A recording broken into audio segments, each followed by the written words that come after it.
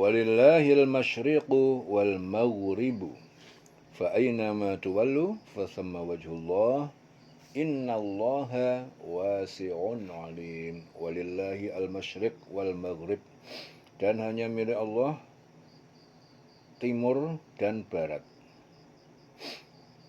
Fa aynama tuwallu, maka di mana saja kalian menghadapkan wajah kalian, tuwallu fa thamma wajhullah, maka di sanalah wajah Allah. Innallaha wasi'un alim, sungguhnya Allah Maha luas, Maha mengetahui. Di sini Ibnu Umar berkata saat dalam perjalanan dari Makkah menuju Madinah, Rasul sholat sunnah di atas ontanya. Kemanapun arah onta itu, meskipun onta tersebut tidak menghadap kiblat, sebagai penjelasan di atas kejadian, Allah menurunkan ayat. Jadi di saat dalam perjalanan, sholat dalam perjalanan, arah kiblat katakanlah ke barat, kendaraannya itu belok-belok, tetap aja sholat. Jadi nggak usah ikut belok sholatnya, karena milik Allah itu timur dan barat. Kemana saja kamu menghadap, di sana wajah Allah. Allah Maha luas, Maha mengetahui. Jadi ayat ini menerangkan tentang arah kiblat berkenaan dengan permasalahan pada saat berperang ataupun berkendaraan ataupun di suatu tempat yang dia tidak mengetahui di mana arah barat dan timur. Ini satu kemudahan yang diberikan Allah Ta'ala kepada orang-orang yang beriman apabila mereka akan melaksanakan sholat. Akan tetapi menghadap ke arah kiblat tidak memungkinkan. Jadi kalau mau sholat arah kiblat kok tidak memungkinkan, nggak tahu, ya sudah, yang diyakini yang di mana, yang penting niat kita menghadap kepada kiblat. Maka dengan diizinkan sholat menghadap ke arah manapun juga, baik menghadap ke arah barat ataupun timur, itu boleh mereka laksanakan, karena Allah Ta'ala itu Maha luas pemberiannya, Maha mengetahui keadaan hamba-hambanya, sehingga Allah itu memberikan kemudahan kepada hamba-hambanya dalam beribadah kepadanya. Rasulullah bersabda, antara timur dan barat itu adalah kiblat. Itu ada hadis yang diriwayatkan oleh Tirmidzi dari Abu Hurairah. Jadi jangan salah paham, mentang-mentang ada hadis kayak seperti ini terus kalian sholat sakarepe dhewe, madhep ngalor ngidul ngulon sakarepe, ndak, itu enggak boleh begitu. Tetap menghadap ke kiblat. Kalau dari Indonesia arah kiblat di barat. Tapi kalau dalam kendaraan, dalam keadaan yang kita ini lagi menggak-menggok di atas kapal umpamanya, belak arahnya, tetap aja menghadap yang pertama tadi, menghadap kemana, ke kiblat. Itu yang diyakini kiblat, sudah, menghadap ke situ. Begitulah kemudahan-kemudahan di dalam Islam. Wa qalu takhadallahu walada. Wa qalu, dan Yahudi Nasrani itu berkata, ittakhadallahu walada.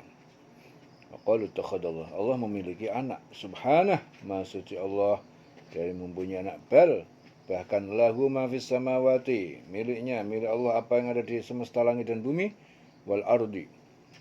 Kullun lahu qanitun, masing-masing kepadanya itu mereka tunduk. Kullun lahu qanitun, masing-masing kepada Allah itu tunduk.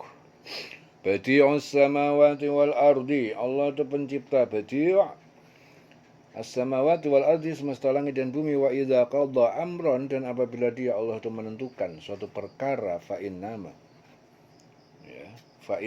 maka sungguh dia hanyalah yaqul, hanya mengatakan lahu, kepadanya sesuatu itu, kun fayakun, jadilah maka jadilah.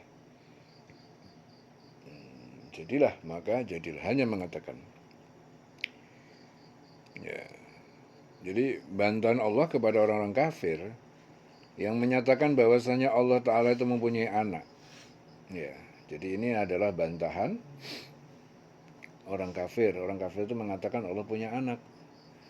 Maha suci Allah dari apa yang mereka sifatkan itu. Allah itu zat yang tidak ada yang setara dengan Allah, tidak memiliki sekutu.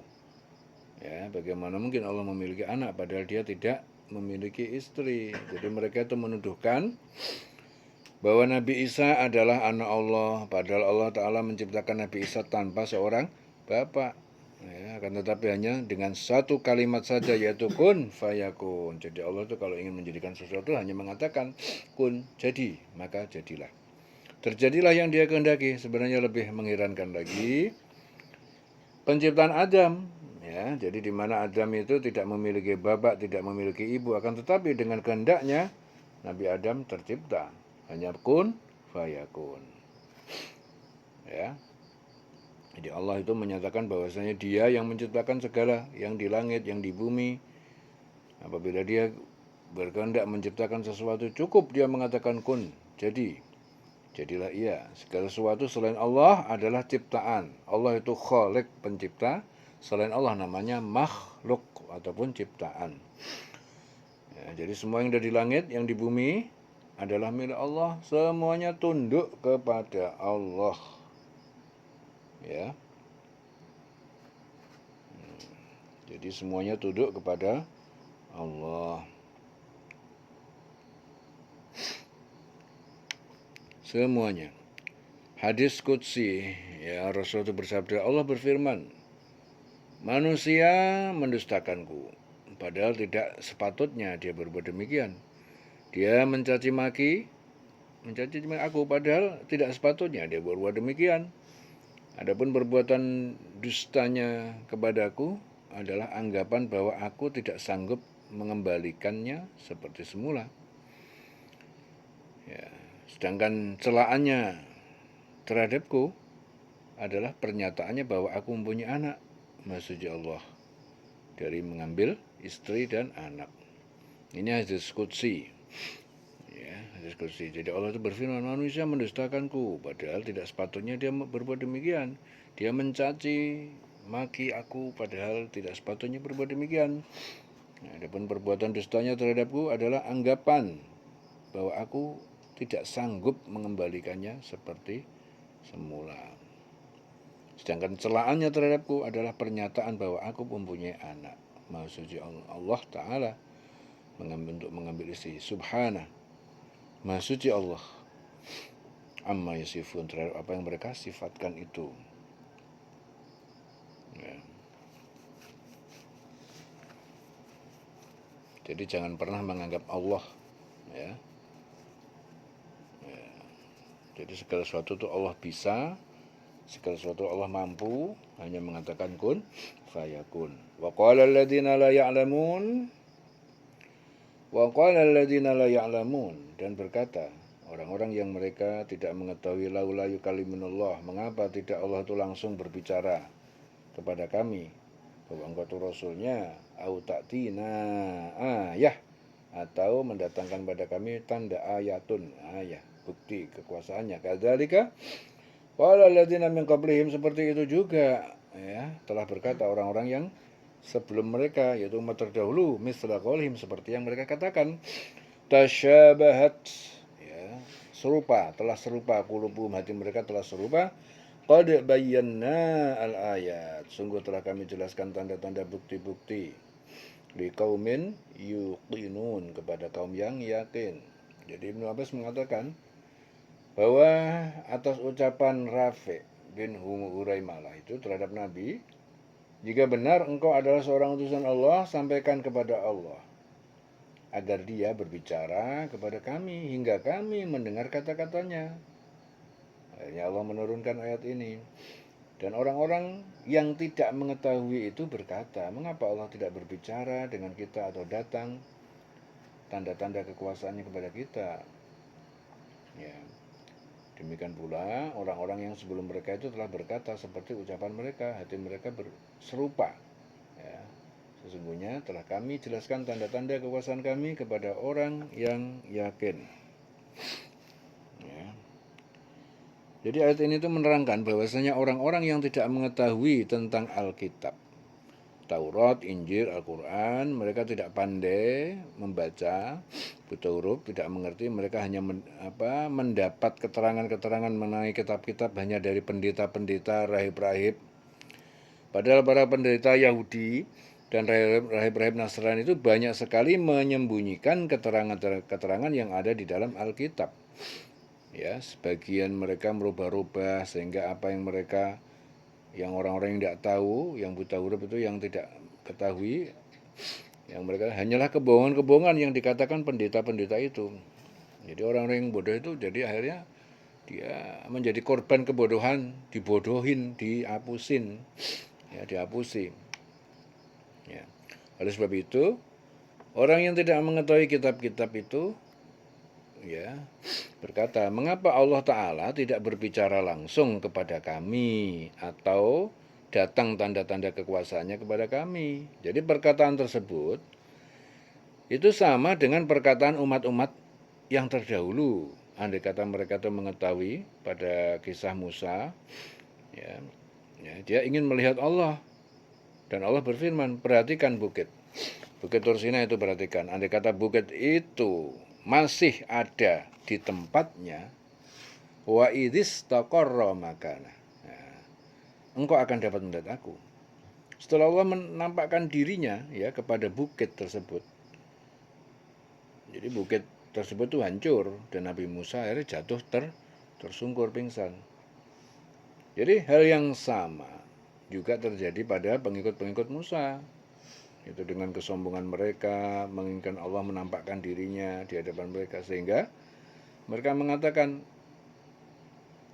akan melihat Allah secara nyata. Ya, setelah itu yang terjadi pada pengikut-pengikut Nabi Musa, apa yang mati disambar halilintar. Ya, kemudian Allah menghidupkan kembali. Jadi demikian Allah Ta'ala menjelaskan tanda-tanda kekuasaannya itu seperti itu. Allah menjelaskan tanda-tanda kekuasaannya kepada kaum yang mengetahui, yang yakin terhadap kekuasaan Allah. Ya, Abdullah bin Mas'ud ya berkata bahwa Rasulullah itu bersabda, tidak dapat masuk surga orang yang hatinya itu terdapat rasa sombong walaupun hanya seberat debu. Lalu laki-laki bertanya, bagaimana kalau seseorang yang suka memakai baju dan sepatu yang bagus? Jawab Rasul, Allah itu indah. Innallaha jamil. Dia menyukai keindahan, yuhibbul jamal. Ya. Sedangkan sombong itu menolak kebenaran dan menganggap remeh orang lain. Itu adalah sombong. Hadis diriwayatkan Muslim. Ya. Qad bayyannal ayati liqaumin yuqinun. Inna arsalnaka bil haqqi. Sungguh kami mengutusmu engkau Muhammad bil haqqi dengan kebenaran, yaitu membawa Al-Qur'an dan Islam. Basyiran sebagai pembawa berita gembira, wa nadhiran dan pemberi peringatan, wala tus'alu dan tidak akan kamu ditanyai an ashabil jahim tentang para penghuni neraka jahim. Jadi Muhammad bin Ka'ab Al-Qurazi itu menuturkan bahwa suatu Rasul bersedih, apa yang terjadi kepada kedua orang tuaku? Sebagai jawaban Allah kemudian menurunkan ayat, sungguh kami telah mengutusmu Muhammad dengan kebenaran, pembawa berita gembira, pemberi peringatan, dan engkau tidak akan diminta pertanggungjawaban tentang penghuni-penghuni neraka.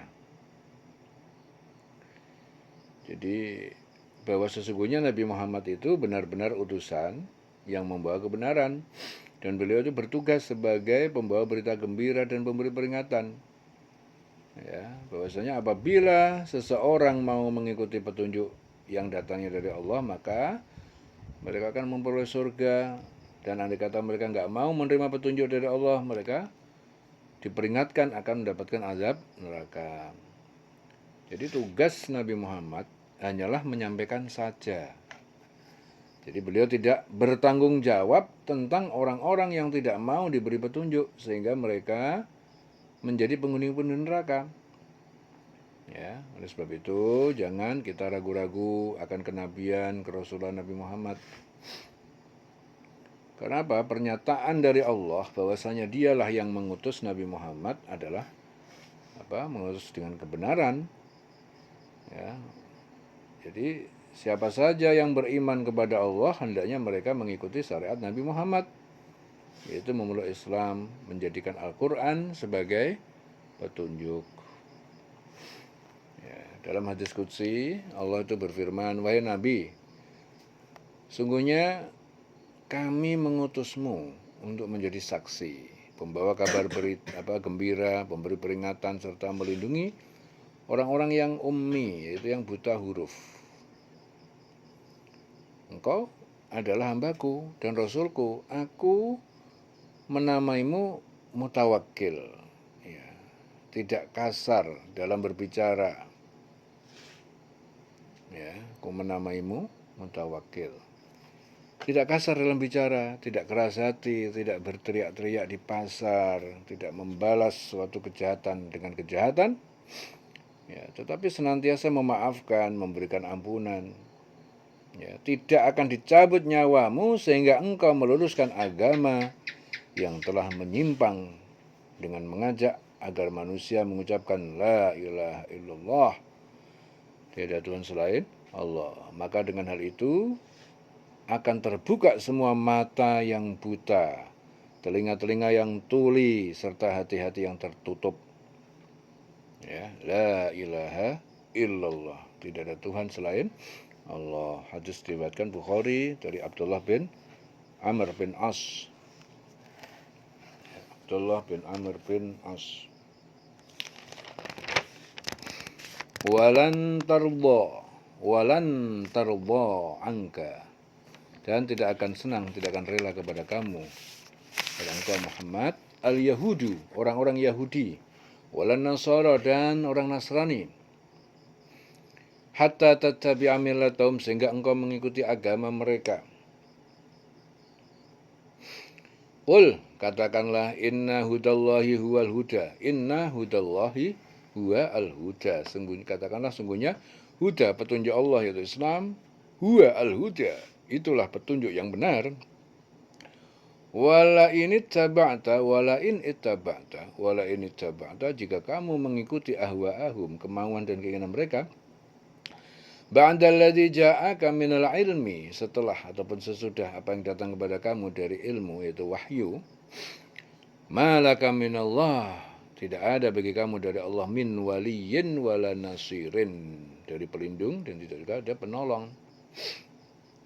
Ibnu Abbas menjelaskan apa? Bahwa kaum Yahudi Madinah dan Nasrani Najran mengharapkan agar Rasulullah itu sholat menghadap ke kiblat mereka. Jadi harapan ini semakin kecil terwujud saat Allah mengubah kiblat kaum muslimin ke arah Ka'bah. Akhirnya mereka berputus asa, berusaha membuat Rasul memeluk agama mereka. Jadi dia berusaha, maka turun ayat. Orang yang Yahudi dan Nasrani tidak akan rela kepada kamu Muhammad sebelum engkau mengikuti agama mereka. Ya. Jadi Allah Ta'ala itu membuka rahasia apa yang ada di dalam hati orang Yahudi dan Nasrani. Yaitu mereka tidak akan senang kepada Rasulullah dan orang-orang beriman, sehingga beliau dan orang yang beriman itu mengikuti agama mereka. Ya, kemudian Allah memerintahkan kepada beliau untuk mengatakan, sesungguhnya petunjuk Allah Ta'ala itulah petunjuk yang benar, dan kami tidak akan mengikuti agama kalian. Dan sungguh Allah itu mengancam, ya, jika Rasulullah dan orang beriman mengikuti kemauan mereka, Yahudi dan Nasrani, setelah pengetahuan datang kepada mereka, setelah Rasulullah beriman, Rasul dan orang-orang beriman itu, maka Allah tidak lagi menjadi pelindung, penolong bagi mereka. Ya, jadi kalau mengikuti orang Yahudi dan Nasrani, Rasul bersabda apa? Akan tetap ada suatu kelompok dari umatku yang terus berjuang berpegang teguh kepada kebenaran, di mana orang-orang menentang mereka dan tidak dapat memberikan madarat kepada mereka, sehingga datang keputusan Allah. Jadi hadis Nabi mengatakan apa? Akan tetap ada satu kelompok dari umatku yang terus berjuang berpegang teguh kepada kebenaran, ya, di mana orang-orang menentang mereka, ya, tidak dapat memberikan madarat kepada mereka, sehingga datang keputusan Allah. Ya, jadi ayat ini juga merupakan larangan dari Allah Ta'ala agar orang yang beriman itu tidak mengikuti tata cara kehidupan orang Yahudi, orang Nasrani, baik tata cara kehidupan dunia maupun syariat-syariat agama yang dia lakukan, dan orang-orang yang berlainan keyakinan Ya, agama tidak boleh saling mewarisi harta benda yang mereka miliki. Ya. Bagaimana sabda Rasul bahwasanya antara dua pemeluk agama yang berbeda tidak boleh saling mewarisi. Itu hadis diriwayatkan Ahmad. Ya. Malaka minallahi min waliyyi wala nasir. Min waliyyi wala nasir. Alladzina atainahumul kitab, orang-orang yang telah kami beri mereka kitab. Yatlunahu, mereka membacanya haqqa tilawatih, dengan pembacaan yang terbaik. Ulaika, mereka itu adalah yu'minuna bihi, beriman kepada kitab kepadanya. Waman yakfur, dan siapa yang dia ingkar bihi, kepada kitab itu, kepadanya, faulaika humul khasirun, maka mereka adalah orang-orang yang rugi, ya, rugi di dunia dan di akhirat, adalah orang yang rugi. Ya, jadi ahlul kitab yang telah diberi kitab-kitab kepada mereka, yaitu kaum Yahudi dengan Tauratnya, Nasrani dengan Injilnya, mereka itu mengamalkannya dengan sebenar-benarnya, tidak mau merubah ayat-ayat yang ada di dalamnya, serta mereka itu yakin akan kebenaran yang ada dalam kitab mereka. Dan setelah itu mereka beriman kepada Nabi Muhammad SAW dan Al-Quran. Mereka itu orang-orang yang diberi kebaikan di dunia dan di akhirat. Kan tetapi apabila mereka itu ingkar kepada ayat-ayat yang diturunkan kepada mereka dan mereka tidak mau mengamalkan yang ada dalam kandungannya itu, serta tidak beriman kepada Nabi dan kitab terakhir yang diturunkan kepada Allah Ta'ala, kepada itu yang diturunkan Allah Ta'ala, kitab terakhir itu Al-Quran, maka mereka itu orang yang merugi dunia dan di akhirat.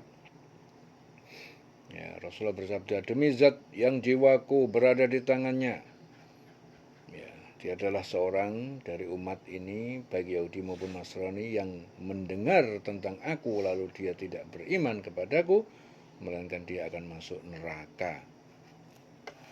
Ya. Wa may yakfur bihi faulaika humul khasirun. Ya Bani Israel, wahai anak cucu keturunan Israel, uzkuru ni'mati, ingatlah kalian atas nikmatku, allati an'amtu alaikum, yang telah aku anugerahkan kepada kalian, leluhur kalian, wa anni, bahwasanya aku faddaltukum alal alamin, aku telah mengistimewakan kalian alal alamin, atas umat, semua umat, ya, pada masa mereka. Wattaqu yauman, dan takutlah kalian pada suatu hari, la tajzi nafsun, yang tidak bisa seorang kafir membela ataupun menolong an nafsin syai'an, terhadap orang lain sedikit pun, wala yuqbal, dan tidak akan diterima minha, dari mereka, dari orang kafir itu, adlun, tebusan, wala tanfa'uha syafa'atun, dan tidak bermanfaat bagi orang kafir syafa'atun, syafaat, wala hum yunsurun, dan tidaklah mereka ditolong, terhindar dari siksa. Ya, jadi pada dasarnya ayat ini telah diterangkan di surah Al-Baqarah, ya, yang di ayat 47, 48, bahwasanya pada ayat ini menerangkan kembali tentang Allah mengingatkan akan nikmat yang telah dianugerahkan kepada Bani Israel, melebihkan mereka atas segala umat di zamannya. Berarti banyak sekali pemberian Allah yang diamanahkan kepada mereka di dunia ini. Ya, Rasul bersabda, umat, nah, kalian adalah umat Islam sebanding dengan 70 umat sebelumnya. Kalian adalah umat terbaik dan paling mulia menurut Allah. Ya, itu hadis Nabi. Allah memperingatkan, ya, kepada Bani Israel untuk melaksanakan amanah tersebut dengan benar, agar mereka menjaga dirinya dari azab, ya, azab di hari kiamat yang ditimpakan kepada orang-orang yang menggunakan pemberian-pemberian Allah tidak sesuai dengan apa yang disyariatkan. Ya, jadi pada hari itu tidak ada seorang pun yang dapat membela orang lain sedikit pun, tidak diterima syafaat, ya, syafaat orang lain daripadanya itu nggak bisa, pertolongan nggak bisa. Ini berarti bahwa setiap manusia akan bertanggung jawab di hadapan Allah sendiri-sendiri. Dan Allah juga memperingatkan andai kata mereka mencari harta dunia ini untuk dibawa ke akhirat kelak, untuk menebus dirinya dari azab Allah, walaupun mereka membawa emas sepenuh bumi, tentu tebusan itu tidak akan diterima. Fala yuqbal, ya, tidak akan diterima, dan mereka tidak akan ditolong dari azab yang sangat pedih. Pengulangan-pengulangan peringatan yang diberikan Allah itu disebabkan seringnya berulang kesalahan-kesalahan manusia. Ya, jadi seperti yang terkandung pada ayat ini tadi, bahwasanya manusia selalu mengkufuri nikmat-nikmat Allah dan tidak mempergunakan nikmat tersebut untuk meraih takwa kepada Allah. Ya. Wala tanfa'uha syafa'atu wala hum yunsurun. Wa idh batala Ibrahim rabbuhu. Dan ingatlah ketika Ibrahim telah menguji kepada Ibrahim rabbuhu, Tuhannya. Tuhan telah menguji kepada Ibrahim bi kalimatin, dengan kalimat-kalimat perintah dan larangan. Fa'atammahun, maka ia melaksanakannya dengan sempurna. Qala, Allah berfirman, inni sungguhnya aku ja'iluka linnasi imaman, aku menjadikan kamu bagi manusia itu sebagai pemimpin bagi manusia. Qala, Ibrahim berkata, wa min dzurriyyati, dan jadikan juga dari keturunanku. Qala, Allah berfirman, la yanalu ahdu zalimin, la yanalu, ya, tidak berlaku ahdi zalimin, janjiku pengangkatan pemimpin bagi orang yang zalim, yang kafir. Ini janji Allah. Orang zalim, orang kafir tidak akan diangkat, tidak berlaku untuk menjadi pemimpin. Akhirnya orang-orang itu bingung, loh nyatane wong sing nakal-nakal, wong sing ndak kurang ajar, ndolim sudah jadi pemimpin. Iya, bakal di demo, dilebokno penjara itu. Ya, itu artinya memang tidak bakal. Iya, jadi pemimpin ya, pemimpin saat ini meraih dengan curang, ujung-ujungnya juga digebukin, diadab, disiksa, ujung-ujungnya di demo, ya. Seperti sekarang yang terjadi saat ini seperti itu. Kelihatannya dia aman-aman aja, tapi nyatanya ya sampai sekarang juga masih dalam ancaman melulu hidupnya. Jadi ayat ini menerangkan tentang Nabi Ibrahim yang dijadikan contoh oleh Allah Ta'ala untuk orang-orang beriman dalam bertakwa kepadanya, yaitu ketika Nabi Ibrahim diuji oleh Allah dengan beberapa perintah dan larangan, lalu beliau menunaikan dengan baik. Nah, Allah menguji Nabi Ibrahim setelah beliau memperoleh putra dari Siti Hajar untuk membawanya ke Mekah, di mana beliau meninggalkan istri dan anaknya di padang tandus. Nah, tidak ada kehidupan di sana. Nabi Ibrahim melaksanakan dengan penuh kesabaran. Jadi beliau pernah diuji dengan dibakar oleh Raja Namrud, ya, ketika beliau menegakkan kalimat tauhid, ya, dengan mencela berhala-berhala yang disembah kaumnya. Ujian itu pun dilalui beliau dengan penuh kesabaran. Allah Ta'ala memerintahkan kepada beliau untuk menyembelih putranya satu-satunya, itu Ismail. Itu pun beliau lakukan dengan penuh kesabaran. Kemudian Allah mengganti putra Ismail dengan seekor domba. Ya, jadi balasan yang diberikan Allah kepada Ibrahim atas kesabaran beliau dalam menempuh ujian yang diberikan Allah, yaitu dengan menjadikan beliau itu imam bagi seluruh umat manusia, yang selalu diikuti oleh umat-umat manusia setelah beliau wafat. Ya, jadi Nabi Muhammad itu tidak membuat ajaran baru, tapi dia mengikuti ataupun melanjutkan ajaran Nabi Ibrahim. Jadi jangan salah paham, Nabi Muhammad Nabi yang membawa ajaran baru yaitu Islam. Enggak, Nabi Muhammad itu melanjutkan ajaran atau yang diperjuangkan Nabi Ibrahim. Ya, anittabi' millata Ibrahim hanifa. Ya. Jadi Nabi Muhammad diperintahkan Allah untuk mengikuti agama Ibrahim, karena Nabi Ibrahim itu orang yang hanifan. Nabi Ibrahim pun berdoa kepada Allah Ta'ala agar kiranya rahmat tersebut diberikan juga kepada keturunannya. Ya, akan tetapi Allah Ta'ala mengabulkan sebagian dari doa Nabi Ibrahim dan menolak sebagian yang lain, yaitu ketika Allah berfirman, janjiku ini, ya, tidak mengenai orang yang dolim, hanya berlaku bagi orang yang tidak dolim. Orang yang dolim nggak berlaku, ya. Karena tidak mungkin seorang yang dolim akan menjadi panutan bagi orang yang banyak dalam melaksanakan kebenaran. Dan tidak menutup kemungkinan bahwasanya keturunan Nabi Ibrahim AS terdapat orang yang dolim. Ya, tidak menutup kemungkinan. Jadi janji Allah nggak berlaku bagi yang dolim. Rasulullah bersabda, apabila Allah itu menyenangi hamba, maka dia diuji agar Allah Ta'ala mendengar permohonannya, kerendahan dirinya. Itu hadis riwayat Baihaqi. Ya, itu hadis Nabi. Jadi kalau Allah itu menyukai hamba, seorang hamba itu justru diuji. Ya. Jadi jangan sampai kita tuh, loh saya ini sudah sholat rajin berdoa kok masih ada ujian melulu. Ya. Seakan-akan kalian tuh dibenci Allah. Nah, orang-orang yang nggak mau sholat, yang nggak mau ibadah, nyatanya dia kok seneng-seneng, nggak ada ujian sama sekali, nggak ada cobaan. Ya memang Allah begitu. Memang Allah ya begitu. Itu kalau menyukai hambanya itu dikasih ujian.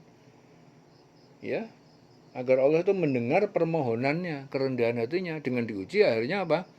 Orang tersebut memohon kepada Allah, ya Rob, ya Rob, ya Rob, kerendahan hatinya, ya, dengan dia merendahkan diri memohon di hadapan Allah. Lah itu akhirnya kan begitu. Jadi memang dikasih ujian agar Allah itu mendengar permohonannya, mendengar kerendahan hatinya. Ya, Sa'ad bin Abi Waqqas itu berkata, aku bertanya kepada Rasul, ya Rasulullah, siapakah orang yang paling berat ujian dan cobaannya? Nabi menjawab, para nabi. Kemudian yang menyerupai mereka dan menyerupai mereka. Seorang diuji menurut kadar agamanya. Jadi orang itu diuji menurut kadar agamanya. Kalau agamanya tipis, lemah, dia diuji dengan sesuatu yang ringan. Bila imannya kokoh, dia diuji sesuai yang keras, yang kokoh, yang kuat. Jadi seorang diuji terus-menerus sehingga dia berjalan di muka bumi bersih dari dosa-dosa. Ya. Jadi ujian terus selalu ada. Ya, hadis riwayat Bukhari. Hadis diriwayatkan Bukhari. Qala wa min dzurriyyati, Ibrahim berkata, jadikan juga dari keturunanku. Qala la yanalu ahdi zalimin, Allah berfirman, tidak akan berlaku janjiku pengangkatan pemimpin bagi orang-orang yang zalim. Ya.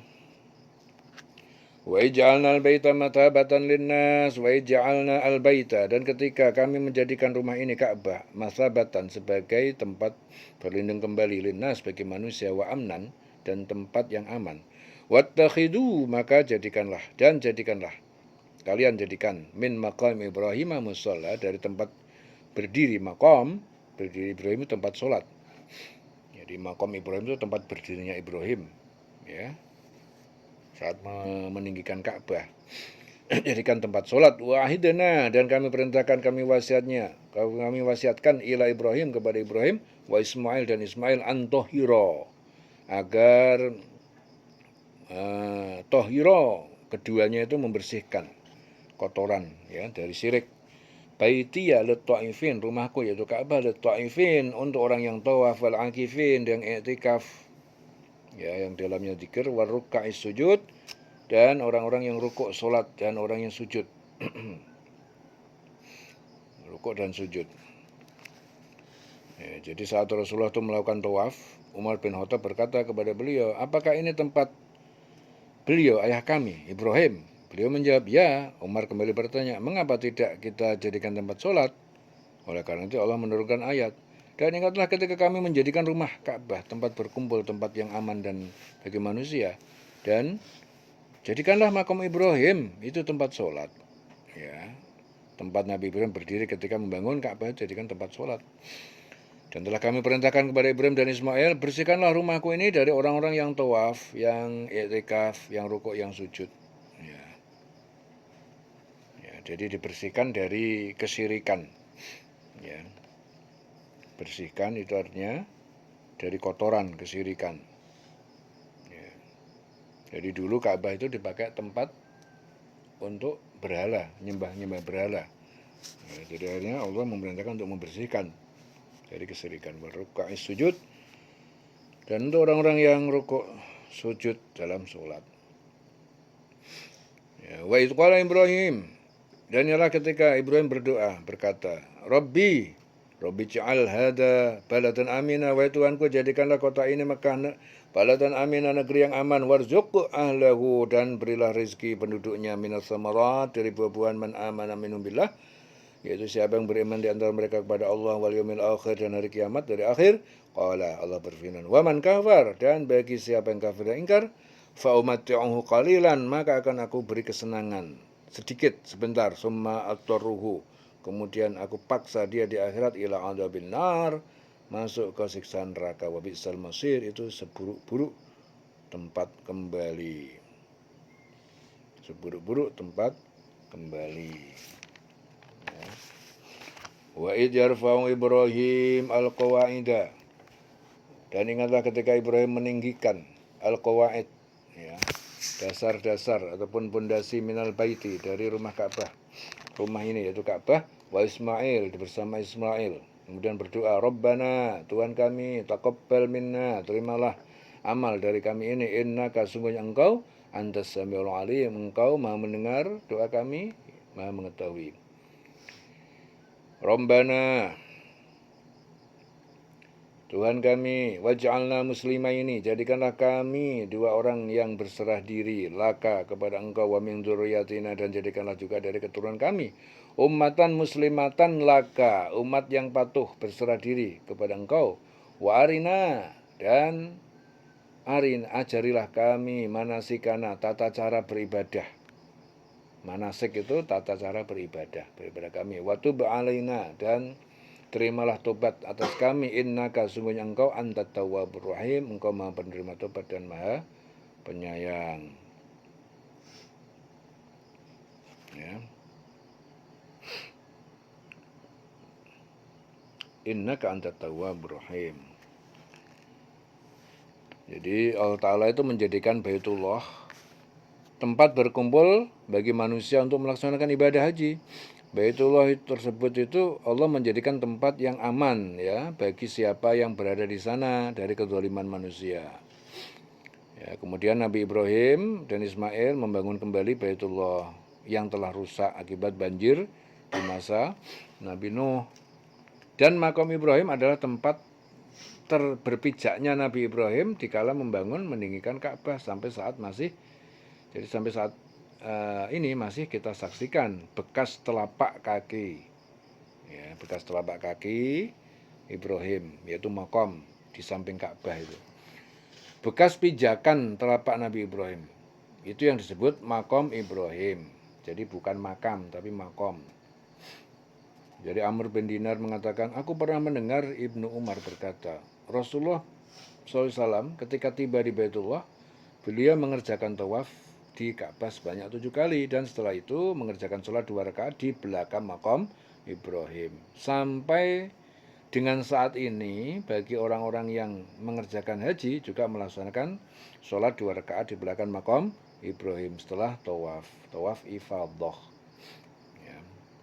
Jadi Allah Ta'ala memerintahkan kepada Nabi Ibrahim dan Nabi Ismail untuk membersihkan rumahnya, yaitu Ka'bah, dari orang-orang yang untuk tawaf, i'tikaf, rukuk, sujud. Maksudnya Allah itu memerintahkan kepada mereka berdua untuk membersihkan Ka'bah dari berbagai macam kotoran berhala-berhala yang ada di dalamnya, sehingga mereka hanya beribadah kepada Allah Ta'ala secara murni. Ya, kemudian Nabi Ibrahim berdoa, ya Tuhanku, jadikanlah negeri ini yang aman senantosa, berikanlah rizki buah-buahan kepada penduduknya yang beriman, di antara mereka yang engkau, yang iman kepada engkau, ya, dan hari akhir. Lalu Allah mengijabah doa beliau, menjadikan kota Mekah aman, rizki melimpah. Akan tapi Allah berfirman, kepada orang kafir pun aku beri kesenangan. Jadi orang kafir juga dikasih kesenangan sama Allah di dunia sementara. Kemudian aku paksa dia nanti menjalani siksa di neraka. Itu seburuk-buruk tempat kembali.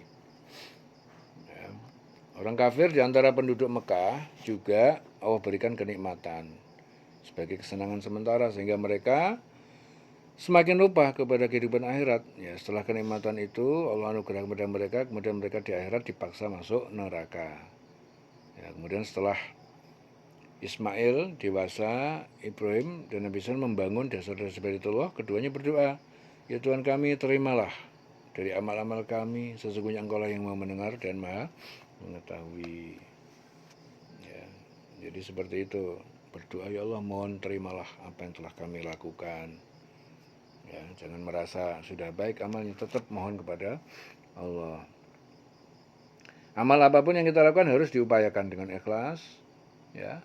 Akan tetapi Allah Ta'ala yang menerima amalan-amalan kita tersebut, ya, Dia itu Maha mendengar, Maha mengetahui apa yang kita kerjakan. Hanya Dia yang berhak menerima dan menolak.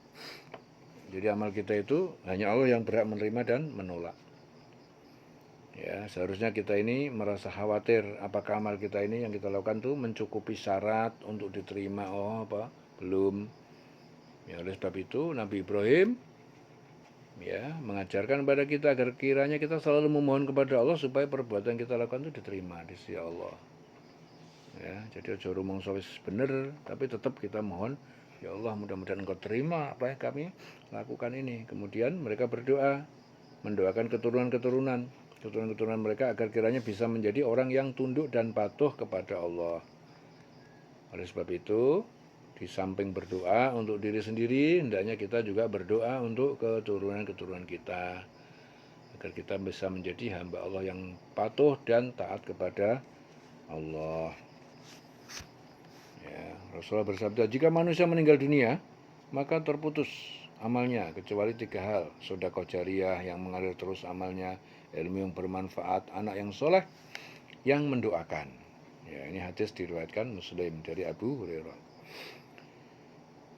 Jadi Nabi Ibrahim juga mengajarkan kepada kita bahwa beliau pun berdoa kepada Allah agar ditunjukkan kepadanya tata cara beribadah kepada Allah yang benar. Yaitu ketika beliau mohon kepada Allah, tunjukkanlah kami tata cara, tempat-tempat ibadah haji kami, manasikana. Ya, jadi setiap manusia tidak ada satupun yang terlepas dari dosa, sedangkan hanya bagi Allah yang pengampun ya dari dosa-dosa yang dilakukan. Seandainya taubat ya seorang tidak diterima, maka dapatlah dipastikan ia berada dalam azab. Oleh sebab itu Nabi Ibrahim juga mengajarkan pada kita untuk memohon kepada Allah Ta'ala agar kiranya taubat kita diterima. Ya, seperti doanya, ya Allah terimalah taubat kami, wa tub alaina innaka antat tawwabur wa arina manasikana wa tub alaina. Terimalah taubat kami, innaka antat tawwabur rahim, sungguh Engkau Maha penerima taubat dan Maha penyayang. Ya. Rasulullah bersabda dari Abu Hurairah, Allah Ta'ala sangat gembira menerima tobat seorang dari kamu, melebihi kegembiraan seseorang yang menemukan kembali barangnya yang hilang. Nah, ini hadis Rasul dari Abu Hurairah. Jadi kalau hambanya bertobat itu justru Allah senang. Justru Allah itu enggak senang sama hambanya sudah berbuat dosa, maksiat, enggak mau kembali. Ya. Jadi Rasul bersabda, Allah Ta'ala sangat gembira menerima tobat seseorang dari kamu, melebihi kegembiraan seorang yang menemukan kembali barangnya yang hilang. Hadis Sahih Muslim. Ya. Rabbana wab'ats fihim rasulan minhum yatslu alaihim ayatika wa yu'allimuhumul kitaba wal hikmata wa yuzakkihim innaka antal azizul hakim. Rabbana Tuhan kami, wab'ats fihim, dan utuslah fihim kepada mereka keturunan kami rasulan, yaitu rasul ataupun utusan, minhum dari golongan mereka, yatslu alaihim ayatika, yang membacakan atas mereka ayat-ayatmu, wa yu'allimuhumul kitaba wal hikmah, dan mengajarkan kepada mereka kitab Al-Quran, wal hikmah, dan hikmah, wa yuzakkihim, dan mensucikan mereka dari syirik dan maksiat, Innaka antal azizul hakim, sungguhnya engkau maha perkasa dan maha bijaksana. Bijaksana terhadap makhluknya.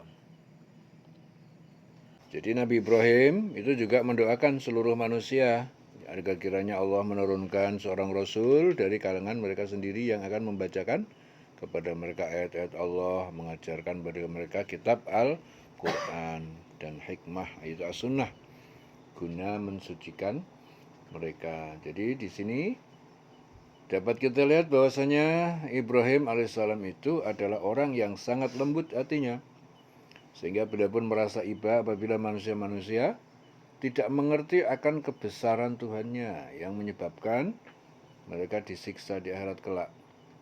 Jadi beliau itu juga mengajarkan kepada kita agar kita ini turut mendoakan keselamatan umat manusia, ya, di samping keselamatan diri sendiri dan keluarga kita. Jadi doa seperti itu Nabi Ibrahim alaihissalam mohonkan, ya, karena beliau sangat mengetahui bahwasanya Allah Maha Perkasa, tidak ada satupun yang dapat memudaratkannya, sehingga apabila doanya diijabah oleh Allah, maka tidak ada yang dapat menolak kehendak Allah Ta'ala untuk menurunkan seorang Rasul.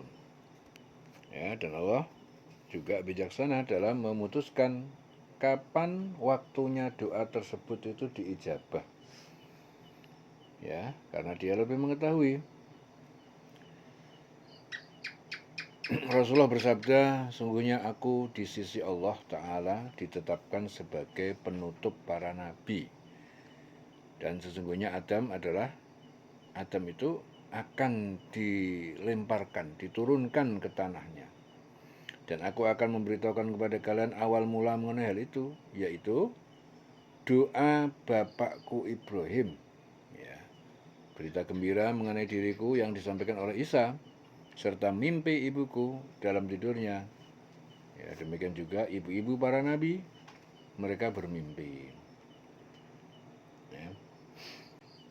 وَمَنْ يَرْغَبُ عَنْ مِلَّةِ إِبْرَاهِيمَ إِلَّا مَنْ سَفِهَ نَفْسَهُ وَمَنْ يَرْغَبُ عَنْ Waman, dan siapa yang yarghabu an, yang dia membenci terhadap millati Ibrahim, an millati Ibrahim, agama Ibrahim, illa man safiha nafsah, kecuali hanya orang yang bodoh terhadap dirinya sendiri. Walaqad istafainahu fid dunya, dan sungguh kami telah memilih Ibrahim fid dunya, di dunia, untuk membawa risalah dan tugas. Wa innahu, dan sungguh dia Ibrahim, fil akhirati laminas sholihin, di akhirat sungguh termasuk orang-orang yang soleh. Jadi di sini Abdullah bin Salam mengajak dua keponakannya, Salamah dan Muhajir, untuk memeluk Islam. Kalian berdua tahu bahwa Allah berfirman dalam Taurat, sungguh aku akan mengutus seorang nabi bernama Ahmad dari keturunan Ismail. Nabi bernama Ahmad dari keturunan Ismail. Orang yang beriman kepadanya akan mendapatkan petunjuk dan bimbingan. Sedangkan orang yang tidak beriman akan dilaknat. Akhirnya Salamah masuk Islam, sedangkan Muhajir menolak keajakan pamannya. Itu, atas hal itu turun akhirnya ayat, orang yang membenci agama Ibrahim hanyalah orang yang memperbodoh dirinya sendiri. Dan sungguh kami telah memilihnya Ibrahim di dunia ini, dan sesungguhnya di akhirat dia termasuk orang-orang yang soleh. Ya, di akhirat masuk orang yang soleh. Idh qala lahu rabbuhu aslim, ketika qala rabbuhu, telah berfirman kepada Ibrahim, Rabbu, Tuhannya telah berfirman kepada Ibrahim, aslim, berserah dirilah kepada Allah. Qala, Ibrahim berkata, aslamtu lirabbil alamin, aku ikhlas dan berserah diri hanya kepada Tuhan semesta alam. Wa wassa biha Ibrahimu banihi, dan Ibrahim berwasiat biha, dengan agama itu berwasiat, banihi, kepada anak-anaknya, wa Yaqub, dan Yakub, ya, kepada anak-anaknya, ya baniya, Wahai anak-anakku, innallaha astafa lakumuddin. Sungguhnya Allah itu telah memilih untuk kalian agama, yaitu agama Islam. Fala tamutunna, maka jangan kalian sekali-kali mati illa kecuali wa antum muslimun, kecuali sebagai orang-orang yang muslim, orang yang berserah diri kepada Allah. Ya. Jangan sampai sekali-kali mati kecuali Islam. Jadi ayat ini menerangkan apa? Bahwasanya Nabi Muhammad itu diperintahkan Allah untuk mengikuti agama bapaknya, yaitu agama Ibrahim. Jadi Nabi Muhammad itu tidak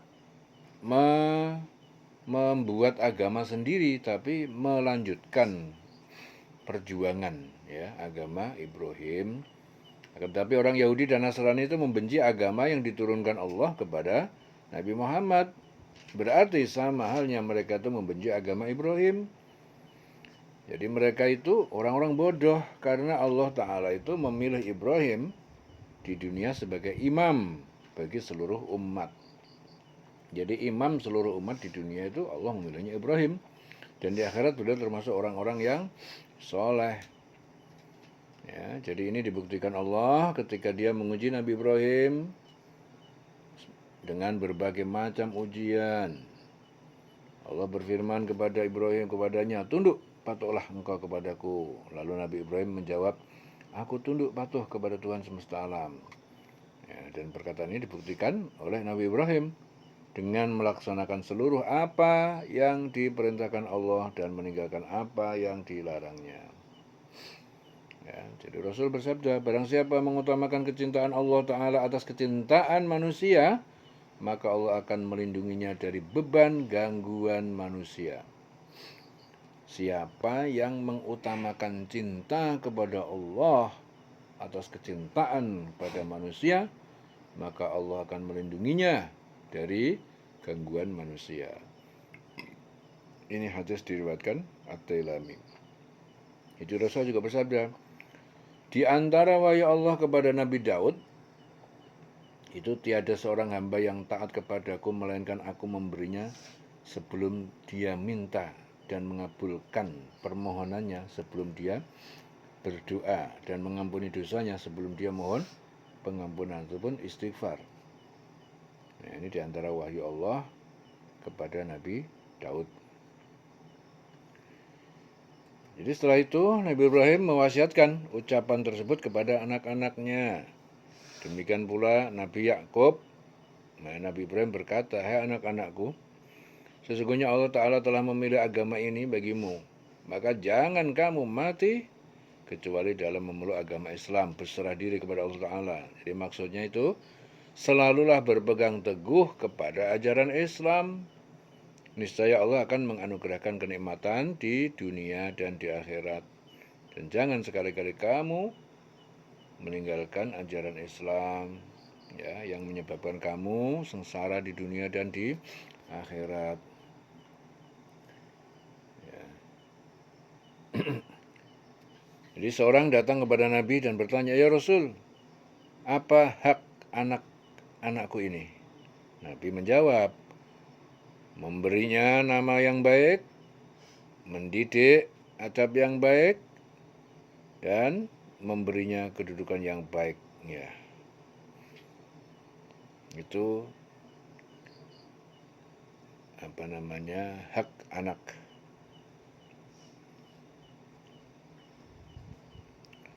Wala tamutunna illa wa antum muslimun.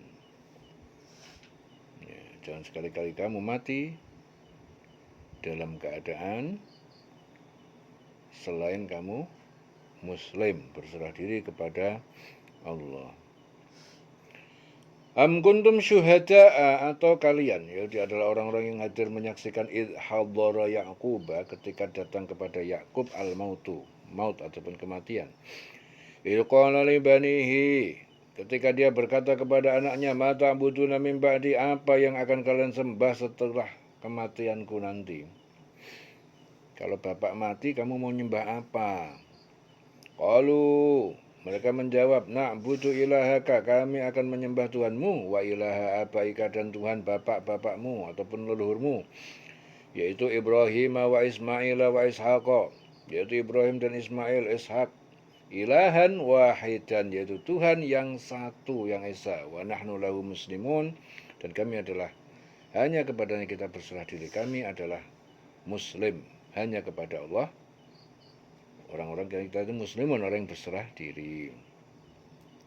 Tilka ummatun qad khalat, itu adalah umat yang sungguh telah berlalu. Qad khalat laha ma kasabat, ya, baginya pahala kebaikan yang telah dikerjakan, walakum ma kasabtum, dan bagi kalian adalah pahala kebaikan yang kalian kerjakan. Walatus aluna, dan tidak akan kalian ditanya di hari kiamat amma kanu ya'malun, tentang apa yang mereka kerjakan.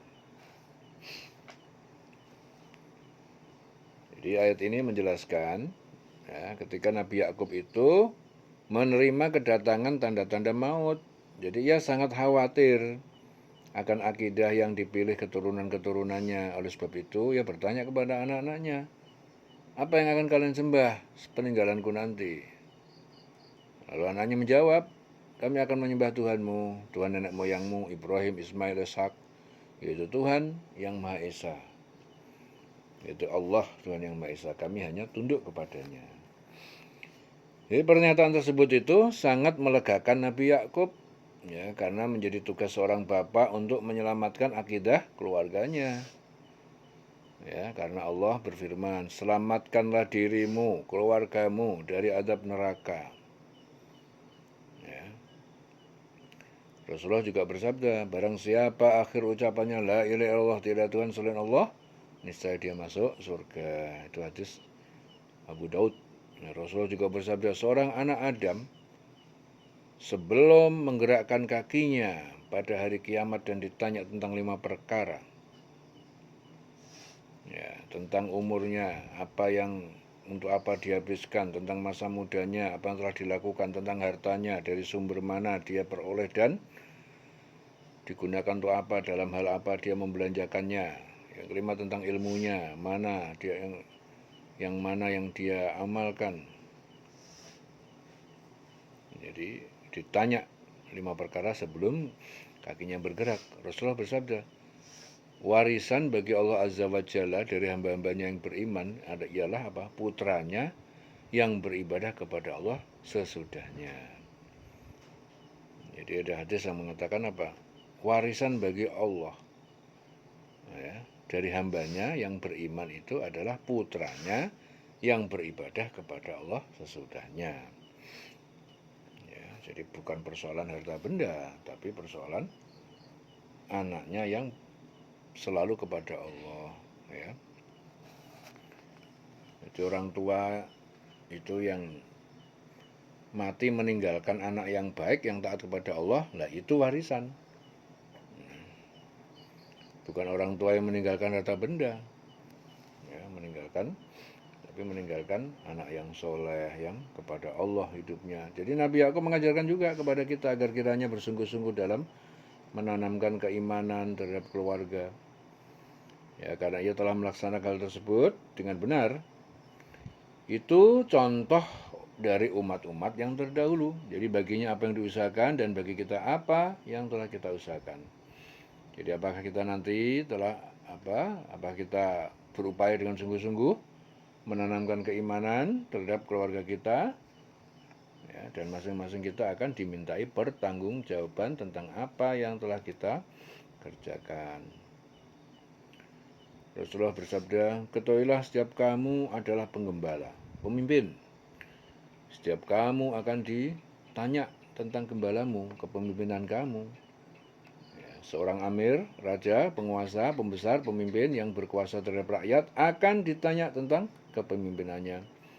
Seorang laki-laki adalah pemimpin atas keluarganya, dia akan ditanya tentang kepemimpinannya. Seorang wanita adalah pemimpin di rumah tangga suami dan anak-anaknya, dia akan ditanya tentang kepemimpinannya. Seorang hamba saya adalah pemimpin atas harta kekayaan majikannya yang akan dipercaya kepadanya, dia juga akan ditanya tentang kepemimpinannya.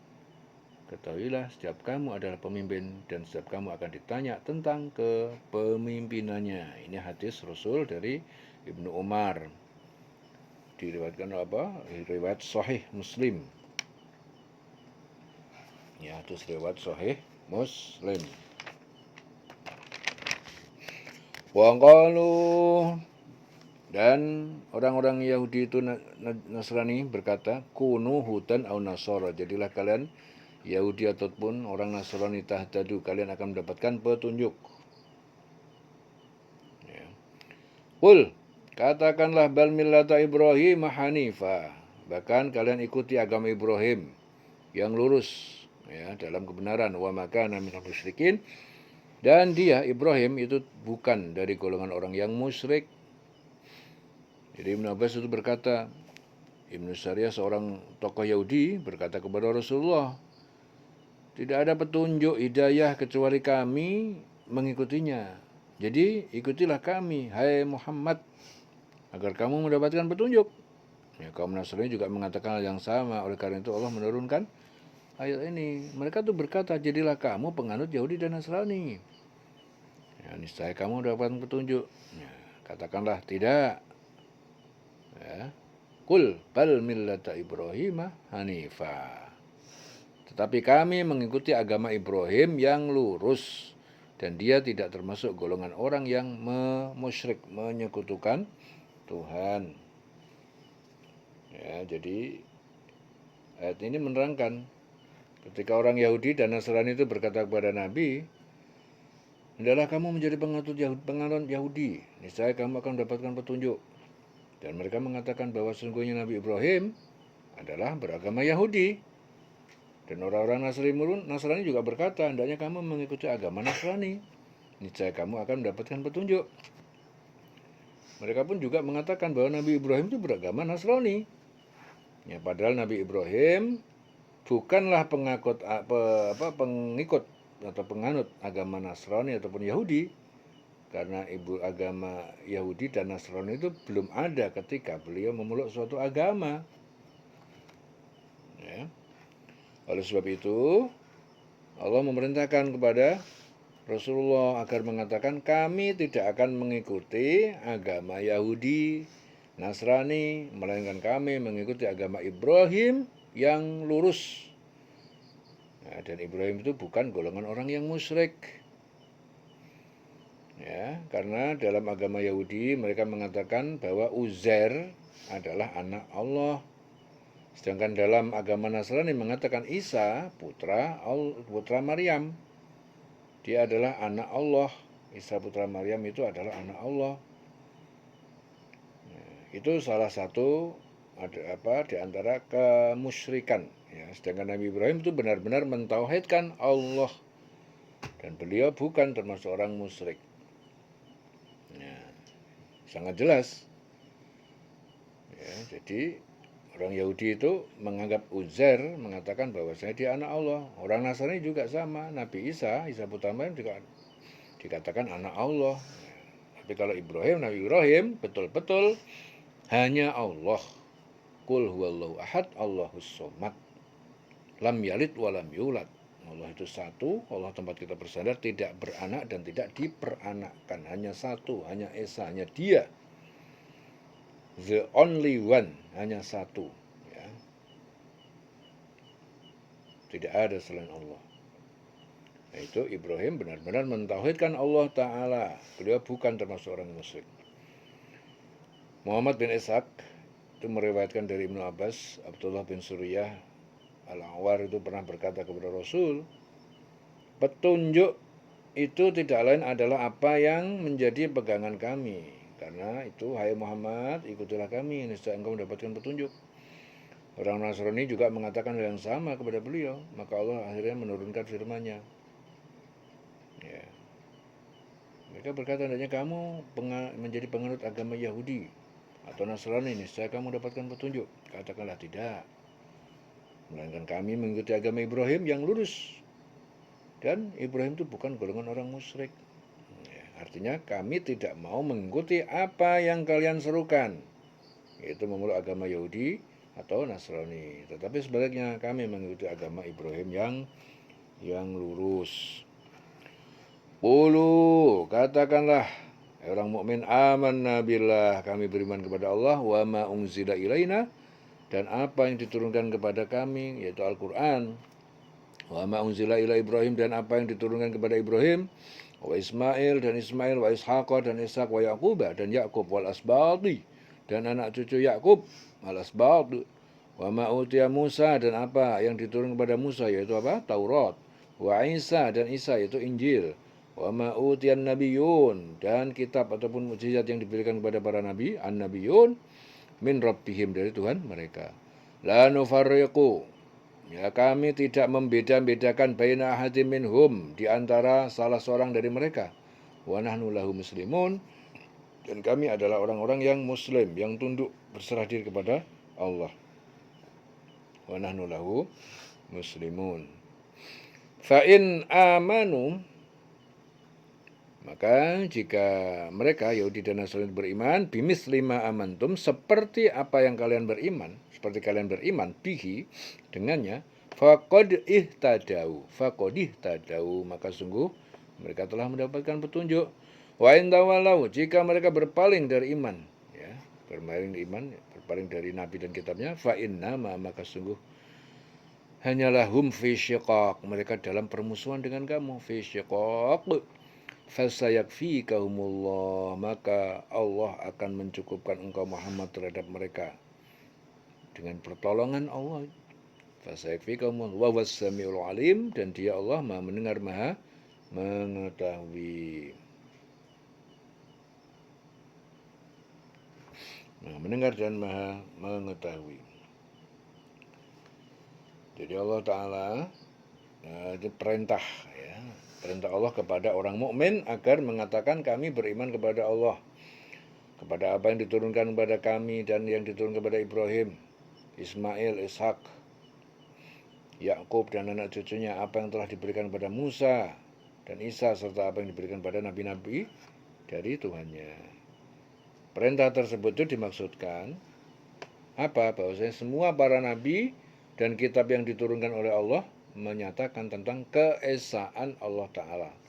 Tidak ada satupun dari para nabi serta kitab yang dibawanya yang memerintahkan untuk menyembah selain Allah.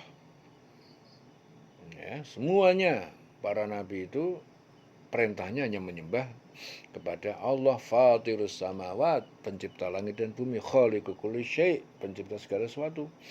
Semuanya seperti itu.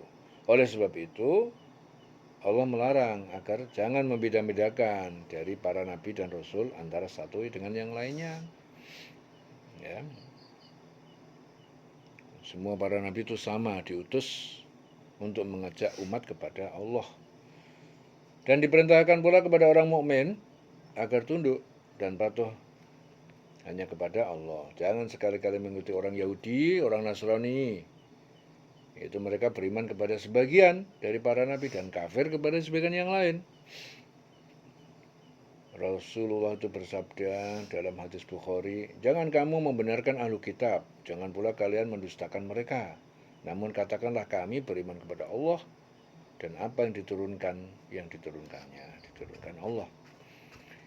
Jadi seandainya orang-orang Yahudi, Nasrani itu beriman apa yang telah diimani oleh orang mukmin, mereka beriman sama dengan orang mukmin beriman, maka sungguhnya mereka itu telah dapatkan petunjuk. Akan tetapi jika mereka berpaling, maka Allah menyatakan kepada mereka, kepada orang yang beriman, bahwasanya mereka yang berpaling itu berada dalam permusuhan dengan orang yang beriman. Apabila mereka mendolimi orang yang beriman, maka Allah akan memelihara orang yang beriman dari kedoliman mereka. Ya, karena Allah mendengar apa yang mereka katakan, dan Allah mengetahui apa yang mereka rencanakan. Oleh sebab itu cukup Allah sebagai penolong orang-orang yang beriman. Sibghatallah. Nah, sibghatallah. Celupan warna, sibghatan. Carilah celupan ataupun warna agama Allah. Sibghatallah. Sibghah Allah. Artinya celupan Allah, maksudnya itu agama Allah. Wa man ahsanu minallah sibghatan, dan siapa yang lebih baik dari Allah, dari celupan. Siapa orang yang lebih baik? Yang lebih baik dari celupan agama Allah itu siapa? Wa nahnu lahu abidun, dan kepadanya kami menyembah. Jadi Ibnu Abbas itu berkata, suatu ketika Rasul bersabda, sesungguhnya Bani Israel itu bertanya, hai Rasul, adakah Tuhanmu itu membuat sibghah, celupan? Ya.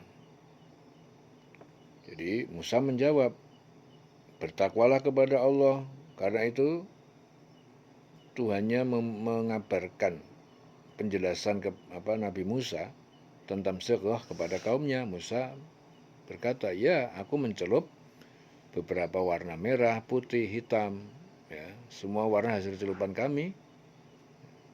Lalu turun ayat sibghah Allah ataupun celupan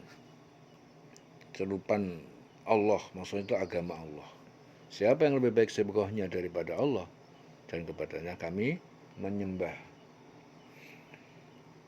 Jadi ayat ini itu menerangkan tentang sibghah Allah, yaitu tali agama Allah. Jadi yang dimaksud dengan sibghah itu satu ikatan seorang hamba kepada Tuhannya. Jadi hamba berkewajiban untuk tetap beribadah kepada Tuhannya, memurnikan ketaatan hanya kepadanya, sedangkan Tuhannya itu memenuhi semua kebutuhan hambanya. Jadi apabila dikatakan siapakah yang lebih baik sibghahnya dari Allah Ta'ala, maka jawabnya adalah tidak ada.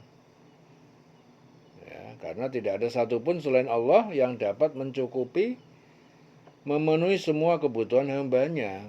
Oleh sebab itu hanya kepadanya lah kita harus menyembah. Jangan sekutukan dia dengan satu apapun, karena hanya Allah, tidak ada satupun yang dapat memberikan kemanfaatan dan madarat. Jadi ada hadis qudsi, Allah berfirman, aku sangat tidak membutuhkan sekutu. Ya. Barang siapa yang melakukan suatu amal yang di dalamnya ia menyekutukan, ya, pada selain aku, maka aku meninggalkannya dengan sekutunya. Ini hadis dari Muslim, Ibnu Majah dari Abu Hurairah. Ya. Wa nahnu lahu abidun, dan kepadanya lah kami menyembah. Qul atuhajjunana, katakanlah Muhammad, apakah kalian hendak mendebat dengan kami fillah, tentang Allah. Wa huwa rabbuna, dia adalah Tuhan kami, wa rabbukum, dan Tuhan kalian. Wa lana amaluna, dan bagi kami pahala yang perbuatan kami. Wa lakum amalukum, dan bagi kalian adalah dosa ataupun perbuatan kalian. Wa nahnu lahu mukhlisun, dan kami adalah orang-orang yang ikhlas, tulus ikhlas beribadah kepadanya. Am taqulun, atau kalian Yahudi Nasrani berkata, inna Ibrahim, sungguhnya Ibrahim, wa Ismail, dan Ismail, wa Ishak, wa Yakub, dan Ishak dan Yakub, wa asbata, ada anak cucu Yakub, kanu hudan aw nasara, mereka telah menjadi Yahudi atau Nasrani. Qul antum a'lam amillah, katakanlah apakah kalian lebih mengetahui agama mereka, amillah atau Allah yang lebih mengetahui. Wa man adlam, dan siapa yang lebih zalim, mimman katama, dari orang-orang yang menyembunyikan dari manusia, syahadatan indahu, persaksian di sisinya, minallah, dari Allah. Wa mallahu bighafilin, dan Allah tidak lalai, lengah, amma ta'malun, dari apa yang kalian kerjakan. Tilka ummatun qad khalat, itulah suatu kelompok umat manusia yang sungguh telah berlalu, qad khalat, laha ma kasabat, baginya apa yang pahala yang telah mereka usahakan, walakum ma kasabtum, dan bagi kalian adalah pahala yang telah kalian usahakan. Walatus aluna, dan kalian tidak akan ditanya amma kanu ya'malun, tentang apa yang mereka kerjakan. Ya.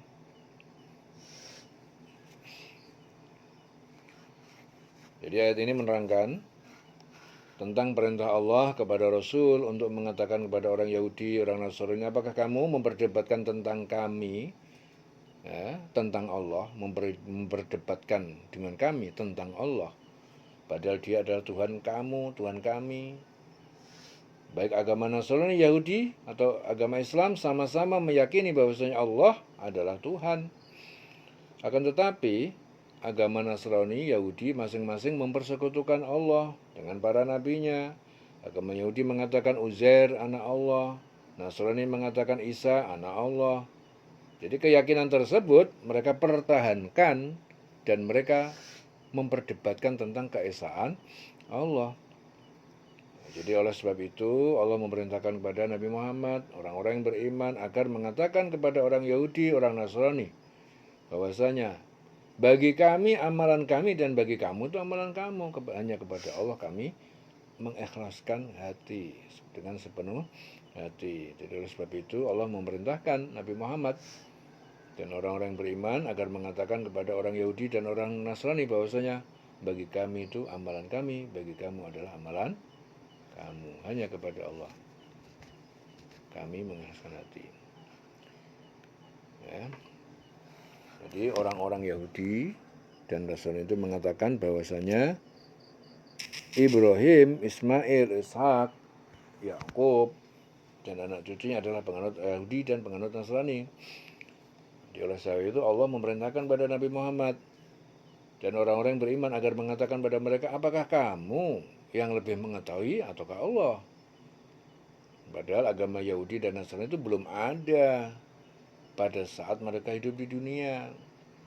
Ya, tidak mungkin Nabi Ibrahim itu Ismail, Ishak, Yakub, anak cucunya itu menganut suatu agama. Ya, sedangkan agama tersebut masih belum ada. Jadi dia mengklaim Ibrahim itu agama Yahudi dan Nasrani, padahal belum ada. Jadi orang-orang Yahudi dan Nasrani itu mengetahui bahwasanya Ibrahim, Ismail, Ishak, Yakub dan anak cucunya itu beragama Islam. Ya. Jadi Yahudi Nasrani itu mengetahui bahwasanya Ibrahim, Ismail, Ishak, Yakub dan anak cucunya beragama Islam. Mereka ketahui hal itu dari kitab mereka sendiri. Jadi dalam kitab mereka sendiri mereka tahu dari situ. Maka mereka itu orang telah zalim menyembunyikan persaksian kepada Allah. Ya, dalam kitab mereka sudah ditulis. Ya, dia juga tahu, dia menyembunyikan persaksian itu bahwasanya mereka Ibrahim, Ismail, Ishak, Yakub dan cucunya beragama tauhid. Sejak dulu Allah Ta'ala menamai mereka semua dengan sebutan Muslim. Ya, sejak dulu. Jadi Muslim beragama Islam itu sejak dulu. Orang yang menyerahkan diri kepada Allah. Dan Allah Ta'ala sekali-kali tidak lengah dari apa yang mereka kerjakan. Ya. Itu kedoliman umat-umat terdahulu. Jadi bagi mereka apa yang mereka usahakan dan bagi kita apa yang kita usahakan. Apabila kita dolim, maka kita pun akan mendapatkan ganjaran dari apa yang kita usahakan. Dan tidak seorang pun akan bertanggung jawab tentang apa yang dikerjakan oleh orang lain. Ya. Abu Hurairah, Rasulullah itu bersabda, ini dari Abu Hurairah, demi Allah yang jiwa Muhammad berada di tangannya, setiap orang yang telah melanggar risalahku, baik Yahudi, Nasrani, kemudian ia mati tanpa iman dengan risalah itu, maka ia pasti masuk neraka. Na'udzubillah min dzalik. Hadis diriwayatkan Muslim. Ya.